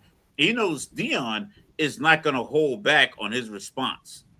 It might be kind of like, it might be, you know, it might not be super direct. Do you believe? It's going to be enough to where First Take talks about it, First Things First talks about it, Get Up talks about it, NFL Live talks about it, Joe Klatt talks about it. It's going to be everywhere. So you're going to give this guy so much grief as a Cleveland head coach. So Deshaun has to win. He has to dig deep into that. Houston, I don't know who the head coach, what the head coach is doing, Bill O'Brien time, and make things happen. Because if he's out there throwing these ducks into the boundary just to collect the check, it's going to be a long year in Cleveland, and it's going to be a lot of Shedeur giving a lot of great answers. Oh, it's going to be a long year. Be a long year. But like, to your point, right, Deshaun Watson, since he signed that contract, has only played 19 out of a possible 68 games. You know, 19 touchdowns, 12 interceptions, 11 fumbles. You know what I'm saying? So now the thing with Shedeur, right, is I think Shedeur is a pure passer. He's a pure, as Stephen A. used to say, a thrower of the football. Now, the problem with Shedeur is the little things, the attention to detail, the IQ, because he's still young and still looks to make that play. So he'll hold on to that ball for 7-8 seconds to try to let something open up, and then he ends up running backwards, and losing 13 yards on a sack. So he still needs to develop that. This is appropriate to take a sack. This is where I throw the ball away. This is where I slide. This is where I just run to the sideline. Maybe I pick up that Peyton Manning thing where I snap the ball and here comes Myles Garrett or somebody, and I just fall on the ground. Yeah, like, you know what I'm saying? Like, Tom Brady like, did it too. Yeah, that's the stuff that Shedeur, I think, needs to develop before he's ready to be a full-time starter in that way. The problem with Cleveland is that they brought a guy in that doesn't have those opportunities to get that. So last year with Dylan Gabriel was a 3rd-round pick. Shedeur was 5. He didn't really get the opportunity to just the Tyler Shuck experiment, I guess we call it in New Orleans, made the most sense. And I think it's going to pay dividends for New Orleans because it's going to allow them one or two things. Either the time we gave him, so Spencer Rattler started because he was the incumbent guy. Didn't like what you were doing. You drafted a guy maybe out of position the early 2nd round, but let's get him out there. See what he can do. So he took his lumps.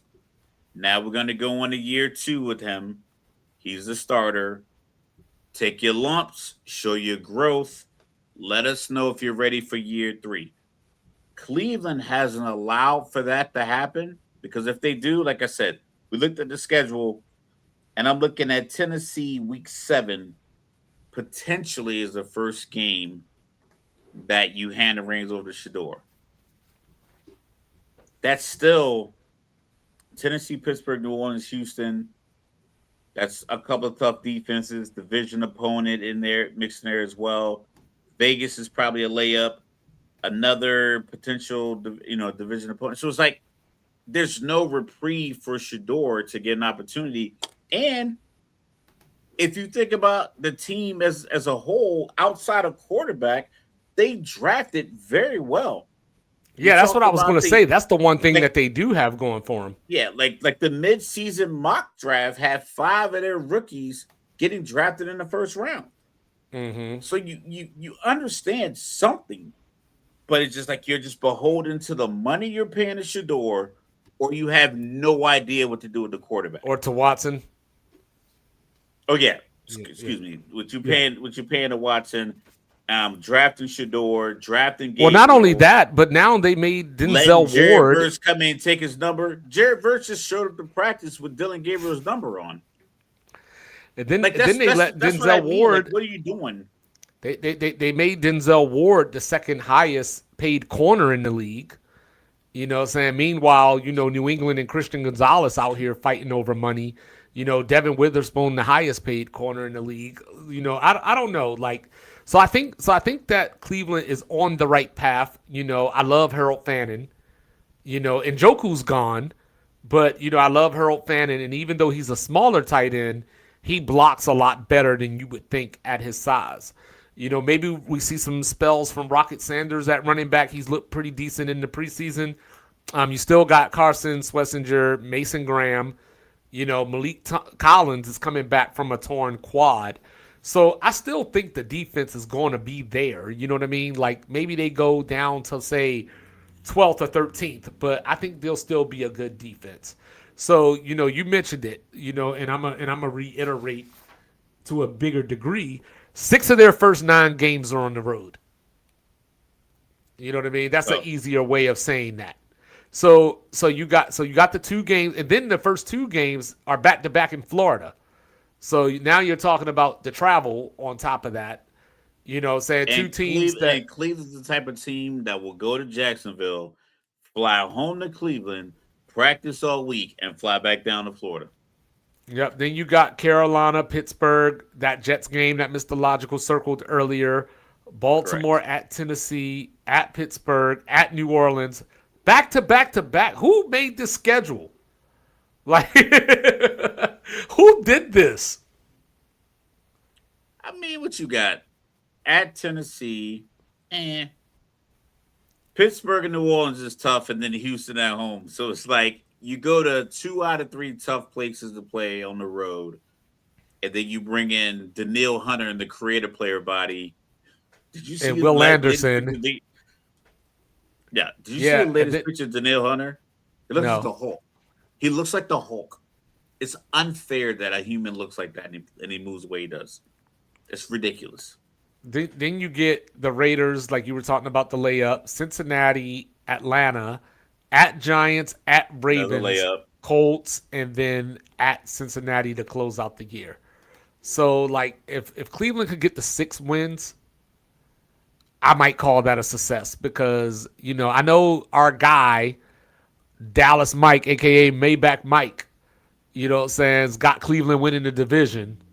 You know what I'm saying? And all I tell him is, pass me that. Oh, Jesus. That's crazy. That don't even look real. That's a human being. You know what I'm saying? Like, I know who's playing Colossus in Doomsday. You know what I'm saying? Like, that's what I see there. But then let's finish this off with the Steelers. And what are the Steelers, Mr. Logical? They are the defending division champion is what they are. So we talked about this earlier in the beginning. No, I agree with you that Pittsburgh is not going to recapture the magic between McCarthy and Aaron Rodgers. What I think I do see, though, is the Flintstones are over. You know what I'm saying? Because Mike Tomlin was still having that offense where you pat your feet inside the vehicle and you can't get anywhere because your offense is so... You know, maybe, but who hired him? Who hired him? The Rooneys hired him. Well. Anyway, you know what I'm saying? So now the Steelers have their 4th coach in history. You know what I'm saying? Go figure. How crazy is that? So what I also like, Mr. Logical, is that at defensive coordinator, Mike McCarthy brought Patrick Graham with him. He was the defensive coordinator for the Raiders for a lot of years recently. You know, they gave up, this is not very Steeler-like. They gave up 23 points a game last year. They were 26th in total defense, 25th in total offense. So that's where I think I feel a little bit differently than you do because they finished 25th and 26th, and they still won the division. So like, I don't think Aaron Rodgers has to come out here and be Aaron Rodgers reincarnated for them to be successful. Especially, like I said, I think they're going to have a top 7 or 8 defense in the league this year. So they went out and got Rico Dowdle, you know, to help Jalen Warren in the backfield. So I like that, even though they might miss Kenneth Gainwell on some of those third downs or some of those plays where you need your running back to go catch something in the flat. They might miss that. Yeah. You know, backup quarterbacks are going to be an issue here because Aaron Rodgers has been a little more injury prone as he gets older. So you still got Mason Rudolph. You still have Will Howard. And then you bring in Drew Aller, who looked good in their first preseason game. But what a waste of. They have 4 quarterbacks on the roster. Yes. I think they might try to trade Will Howard, but we'll see. So Caleb Johnson is who I got my eye on here. You know, he was the running back that they drafted out of Iowa 2 years ago. You know, he averaged 2.5 carries or 2.5 yards per carry on 28 attempts on the whole season. I thought he was going to come in and kind of remake that Steeler backfield because he has that Steeler build. He looks like an old Steeler running back, especially Smith is a terrible offensive play caller. He has 0 creativity. He's just a dude that does a job, and he wears a clipboard, and he was terrible. He was a terrible. But that's what makes me question him. But that's what makes me question Caleb Johnson because like I just talked about how the Steelers had that old Flintstone offense. Like that would have been perfect for somebody his build, his size. Mike Tomlin run through their face, all that kind of stuff. You said perfect. Arthur Smith doesn't pick perfect. He picks the wrong thing to do. Oh, he doesn't he doesn't look at the offensive players and say, you know what? Can y'all tell that he's a Falcon fan?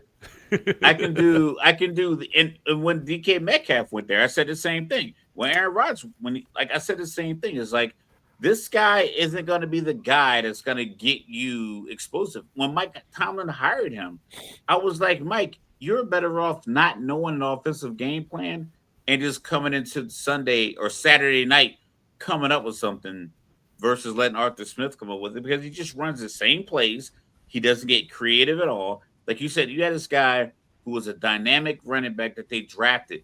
How do you touch the ball 28 times in 17 games? When you are a ground and pound, hard-nosed football team, how do you not get this guy in throughout the season? How does he only get 28 carries when you don't have a top-tier wide receiver? But on defense, when you're ass head coach, when you're ass offensive coordinator, you do stuff like that. Sorry. On defense, they still have Cam Hayward, who I believe is 37 now. You still got T.J. Watt. You still got Highsmith. But they went out and got Jamel Dean, Jaquan Asante Samuel Jr. to put them, to put them around Joey Porter Jr. And my thing with Joey Porter Jr., right, is like he would be the perfect corner if this was 1987, if this was 1997. But now you can't touch these receivers. And you know what I mean? So, like, we always talk about who was it we used to talk about? The Denver Broncos, Riley Moss. He would always get the pass interference calls that Sauce Gardner wouldn't get. And that's that vein that Joey Porter Jr. is in, is that he's so physical with receivers that you can see him costing the Steelers But he's late. also like a bit undersized, so it looks like he's grabbing more than kind of enforcing. Yeah, and then you got Jalen Ramsey still. So, like, I really like this defense. The odd thing here, Mr. Logical, since 2018, the Steelers are 1-6-1 at Cleveland and haven't won at Cleveland since 2021. I don't know how that works. Myles Garrett. Especially for, a guy like Mike Tomlin who didn't have any losing seasons and all that. Like, that's just odd. To be a loser in Cleveland as much as Cleveland's a loser in Cleveland, it is very ironic. Yeah. Right. And then you got their Thursday night streak. They got so Thursday night football hasn't been kind to the Steelers over the years. But now it's a new change of the guard. Saying we'll see what it looks like. I think the Steelers are going to be a force to be reckoned with this year. So looking at their schedule. Now, this is the one team in the division outside of the Browns have the defense, but this is the one team I think in the division that has that AFC North swagger that we think of, that toughness, that defense that's going to keep them in every game. Whereas, there could be a game where Cincinnati defense reverts and they lose a game where they score 31 points. There could be a game where Baltimore, they've been injury prone over the last couple of years. Maybe there's some injuries and they lose games. The Steelers are the one team in this division that I think have the ability, because they also have a quarterback who isn't going to turn the ball over very much. Aaron Rodgers isn't going to do anything with an impact. He might not, but I might not need him to. There's going to be games like. There's going to be you need it in the playoffs. You need it in the playoffs. You don't necessarily need it in the regular season, because what's going to happen is you're going to play a team like Baltimore, and it's going to be 14-13 with 5 minutes left because Aaron Rodgers didn't throw a pick. It's also 14-13 because he didn't shift the ball downfield to get a touchdown, but I'm in the game, and all I need is a play or two at that stage of the game. Yeah, but think about it, the guy that gets the ball the entire game needs to be able to make plays, and it seems to refuse to do that. The game overseas last year against Minnesota, where Carson Wentz somehow almost came back, I think Aaron Rodgers was something like 19 for 21 for 200 yards, 19 for something for like 20. But also they had DK Metcalf and not a whole lot of anything else as far as the receiver room goes. And I think having Rico Dowdle coming off the year that he's coming off last year will help that out as far as just the running game being a little bit better to kind of help him. And they're going to be in like 3rd and 4s versus 3rd and 7s. But also on top of that, they went and got Michael Pittman, who, I'm not necessarily a big fan of in that way, but he catches damn near everything that you throw at him. He's just not dynamic. 6'3", You know what I mean? 6'4". That's Aaron Rodgers kind of got. A problem is, Yeah. we talked about this with Aaron Rodgers. It's been something that's been a stigma of his for the last, we'll call it 7, 8 years. How many passes he throws away, third down, he'll throw it away just to punt, just to be secure, because he doesn't want to risk an interception. But also, we talked about how, I remember it's the Colin Cowherd record that he brought up, and you talked about it before. If you have a lead on an Aaron Rodgers quarterback team going into the fourth quarter, you have like a 75 or 80% chance of winning that game, because he's not a force multiplier. I think people talk about how great his arm talent is and all the throws that he does make, but when it boils down to it, he doesn't do for his team what Caleb Williams does. Like, where it's like, I'm trying to create victory. Yes, there's an opportunity to throw the ball away and make bad plays, but when you're Aaron Rodgers, and you're like, you're being kind of touted as one of these top 8, top 10 guys of all time to play the sport, you shouldn't be timid now. You shouldn't be throwing for 200 yards in a game now. Those are rookie numbers. Yes, and some of that is defense related too, because there have been times where Aaron Rodgers, and obviously this is going back to his Green Bay time, where he's made plays and the defense just faltered. Like, what was it, 8 playoff games that they lost when they scored at least 30 points? Of course, like, I would that, but that means he threw for 327, 337. I understand. Well, he's just old and not the same player at this point. But he's always played like that. He's always played under this conservation style of touchdown interception ratio. Like you said, that record is for his career. If you have the lead on Aaron Rodgers going into the fourth quarter, you're going to win games. Right. So I think that, like I said, I think that having that defense this year quells some of that. I think Rico Dowdle quells some of that. They have the tight end room, Freiermuth, the big 6'8" receiver, Washington, that they don't use as much as you would think that a team would use a 6'8" guy. Maybe that's a change that McCarthy makes. In addition to Michael Pittman, they also brought in Jeremy Bernard from Alabama, who surmounted Ryan Williams as the number 1 receiver on that team, and he's been looking damn good in preseason too. So I think the Steelers have a little meat left on the bone here. I think that might be a pause. I don't know. But yeah, so they start off with your Falcons. You know what I mean?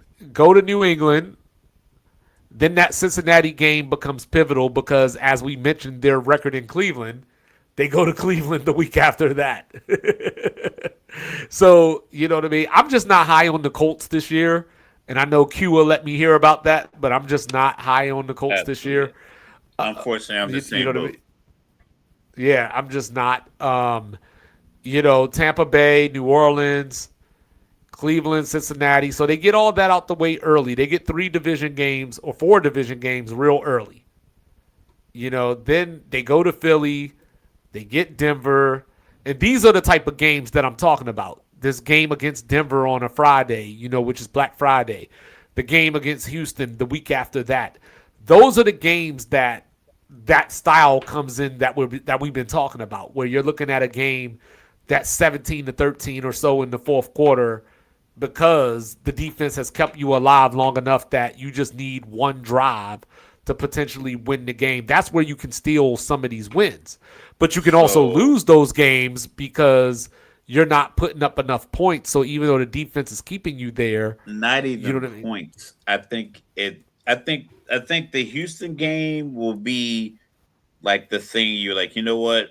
It took me a few weeks, but Mr. Lotto was right.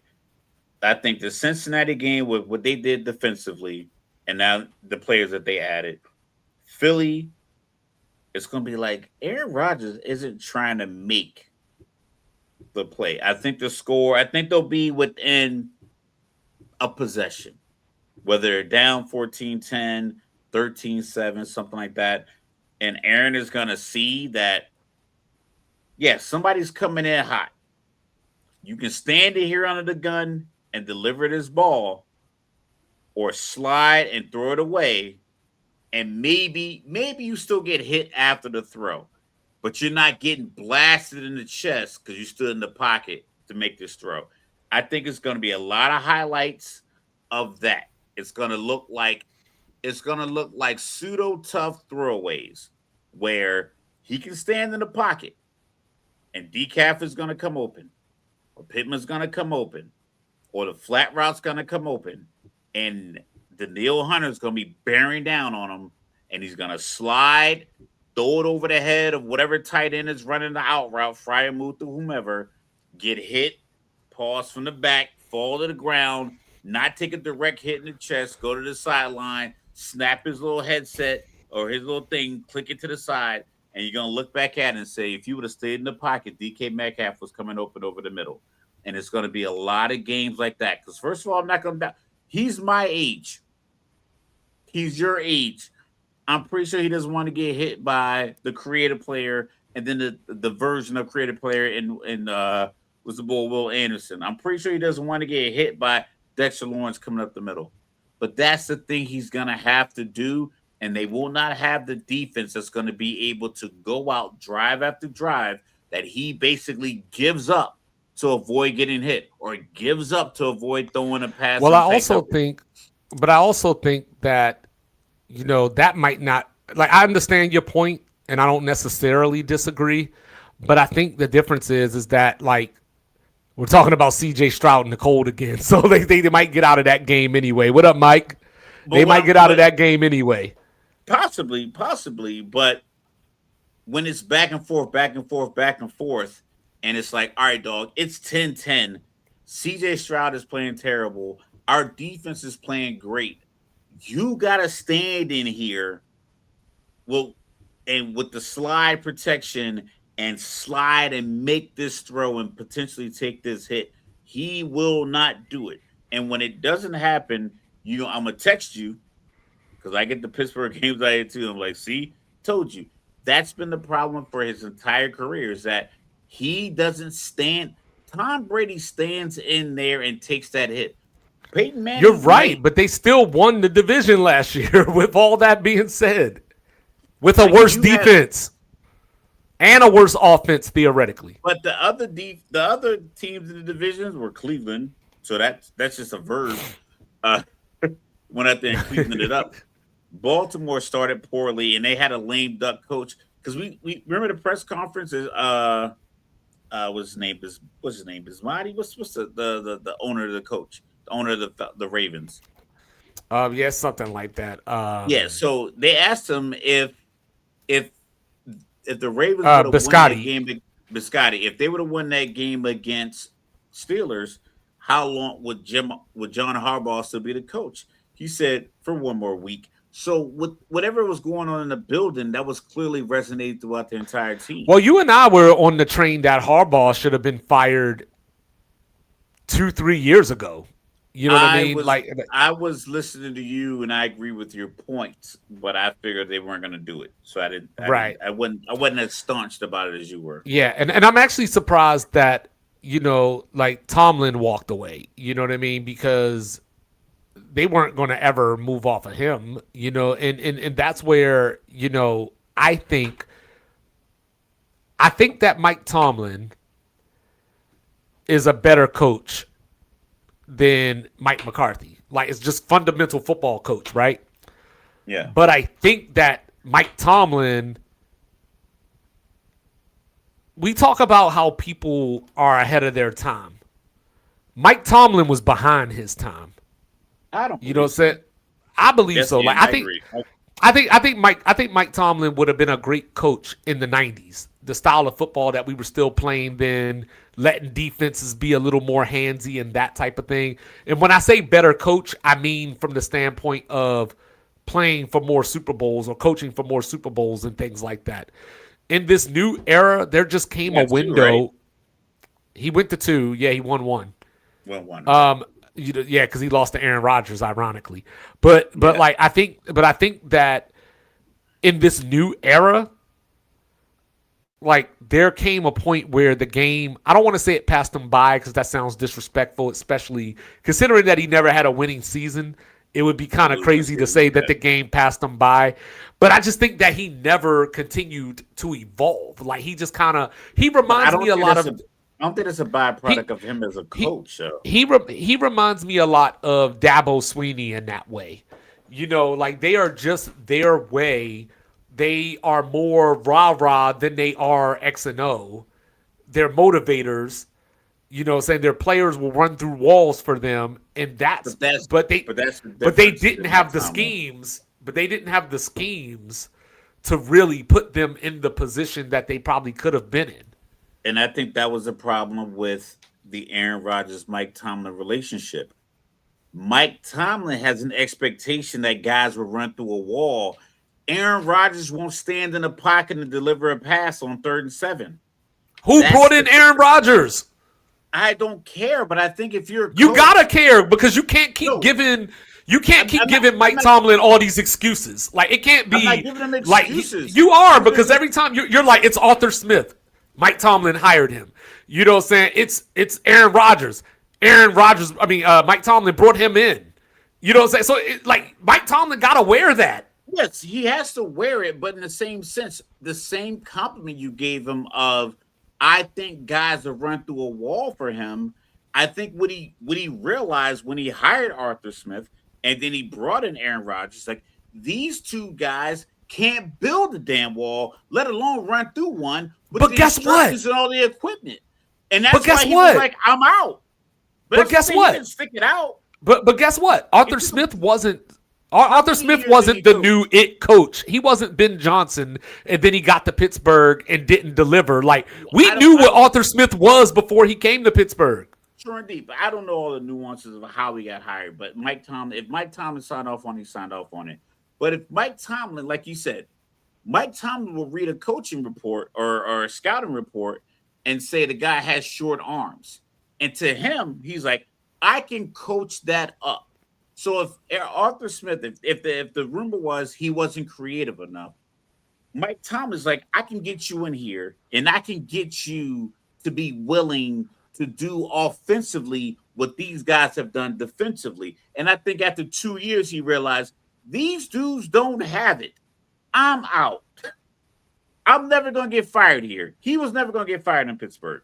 You said that at the beginning. And he realized, like, yo, Aaron Rodgers does not have the thing I need. He doesn't have anything that Ben Roethlisberger has. He might have more arm talent. He might be a better, quote-unquote, historical quarterback. He might have better stats. But he doesn't have my finger is broken, tape it to my other one, I'm going out to play like Ben does. And I think it took him a couple of years to realize, you don't have it, I'm out. You know what I call that? I'm not giving him a pass. It's just a realization that, like, I think everybody before a few years ago, Colin Cowherd is probably one of the only real pundits on TV that's levied the amount of criticism to Aaron Rodgers that he has. No one else does. People keep saying stuff like he's the most talented quarterback ever. I'm like, where are the accolades to back that up? You don't need 11 Super Bowl appearances to back that up. But I need something. He needs Mahomes-esque numbers to even keep carrying that title. But people keep giving it to him because no one criticizes him. He is not a force multiplier, and he hasn't been for years. You know what I call Mike Tomlin? The Blueprint 2. Listen, the gift and the curse. I'm always gonna ride for the Newport News, Virginia guys on. You know what I'm saying? Like, shout out to Mike Vick, AI, me, my pops, Jonathan Allen, Plaxico Bears, Plaxico's from Virginia Beach, but all the 757 guys I'm gonna ride for. But aside from my affiliation to that, just my honest assessment of Aaron Rodgers. You're gonna see it this year. That's fine. But my point is, like, and they won the division in spite of his inability to do that because of Mike Tomlin. Mike Tomlin is the blueprint to the gift and the curse, because the same way that I laud him for those things, I've run the coaching. I love that. But at the same time, you make things harder on yourself because there's probably other pieces out there that would have made your life easier, and you wouldn't have had the struggle to get to 9-8 just to keep your streak going. You could have been 11-6. Yeah, but I think if you okay, yes, and I agree.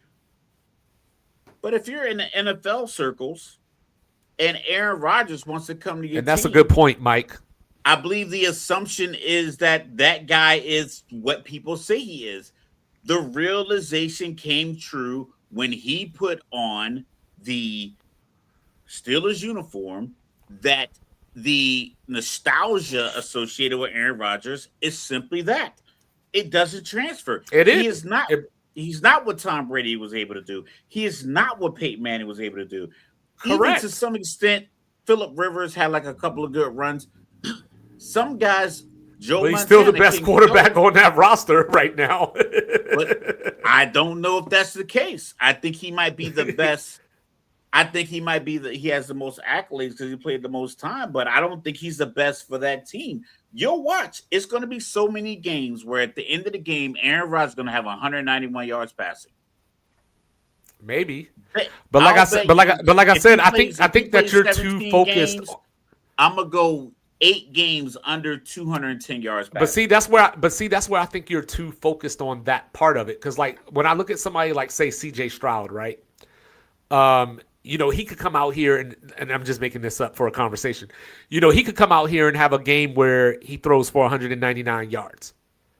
And the Texans can still win that game because they got a top 2 or 3 defense in the league. Bo Nix can play bad, and Denver's going to win that. That's all I'm saying here is that the Steelers are going to win games that they shouldn't because I think their defense is going to be that good. And that's why I have the Steelers finishing second in the division. I have Baltimore finishing third and missing the playoffs. And I have Cleveland bringing up the rear. So that's Cincinnati, Pittsburgh, Baltimore, Cleveland. Baltimore, Cincinnati, Pittsburgh by default because Cleveland's going to be a shit show.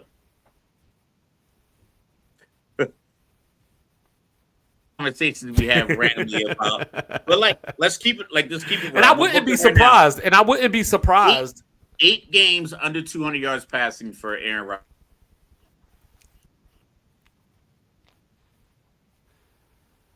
Okay, I'm gonna write that down.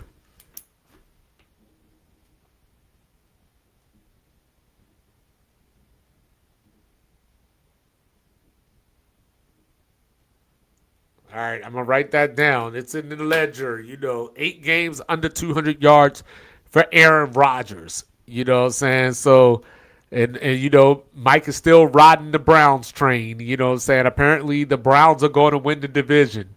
You know what I'm saying? I keep telling that man to pass me the stuff, but he ain't sharing. You know what I'm saying? Like, I thought we was better than that. You know what I'm saying? But on that note, we will be back on Tuesday, with our next division preview. We got the NFC South and West left to go. College football is back tomorrow. I gave y'all my thoughts on that earlier. I'm really excited for this UNLV Memphis game tomorrow. Go Noles. Mr. Logical's got Ohio State over Miami. I got Oregon over Notre Dame. Those are our national title picks. You know what I'm saying? Let the games begin. And then before you blink, we're going to be here on a Wednesday night, watching football too. The Seattle Seahawks and New England Patriots. So let's get it. It's the best time of year. He is the one and only world famous, world renowned, cool, calm, and collected. Except for when you're talking about Jay-Z or Mike Tomlin. He is Mr. Logical. Don't bring feelings to a fact fight. Don't do it. I don't know, Mike. I'm riding with the Wolf Pack, Mike. I'm riding with the Wolf Pack. You know what I mean? And down here in the Alamo, I'm your unorthodox statistician going left so much you thought I was southpaw. Going so left that Ryan Garcia better be on his P's and Q's September 12th. Connor Ben coming to knock his head off. Mr. Logical forgot all about that fight. You know what I'm saying? Because boxing didn't remind us. Romello, right? Who? I think Romello. Yeah, Romello fought Tiafomo last week. Oh, Canelo, you said. Oh, I don't know. I said Romello, yeah. I don't know. Yeah. Yeah, Romello. Yeah, he fought Teofimo Yeah. last week. Teofimo Lopez. You know what I'm saying? Richardson, Virginia. Check it out. Virginia, NC State. ACC game that was supposed to be in Brazil. Now it's in Charlottesville. Thank you. We love y'all. Thanks for your support. Thank God, huh? Like, review, subscribe, share, rate, do all the free things, do all the good things. Liquid Death in hand. I got to go get me another one. I drowned this one. Sports Reports is ordered. Out. Sports reports, no gimmicks, no clowns. 2-5, Mr. Logical, we run this town. Real talk only, no chasing, no doubt. From the east to the west, it's the order we shout. Mic check, lights flash, game time, stay ready. 2 vets in the zone, keep the pressure real heavy. Big hits, big plays, yeah, we breaking it down. Truth rings in your speakers, every word is the crown. From the north side hustle to that southern flame. Midwest grind, west coast of the game. Sports talk kings, yeah, we wear that crown. Turn it up, let them know it's about to go down.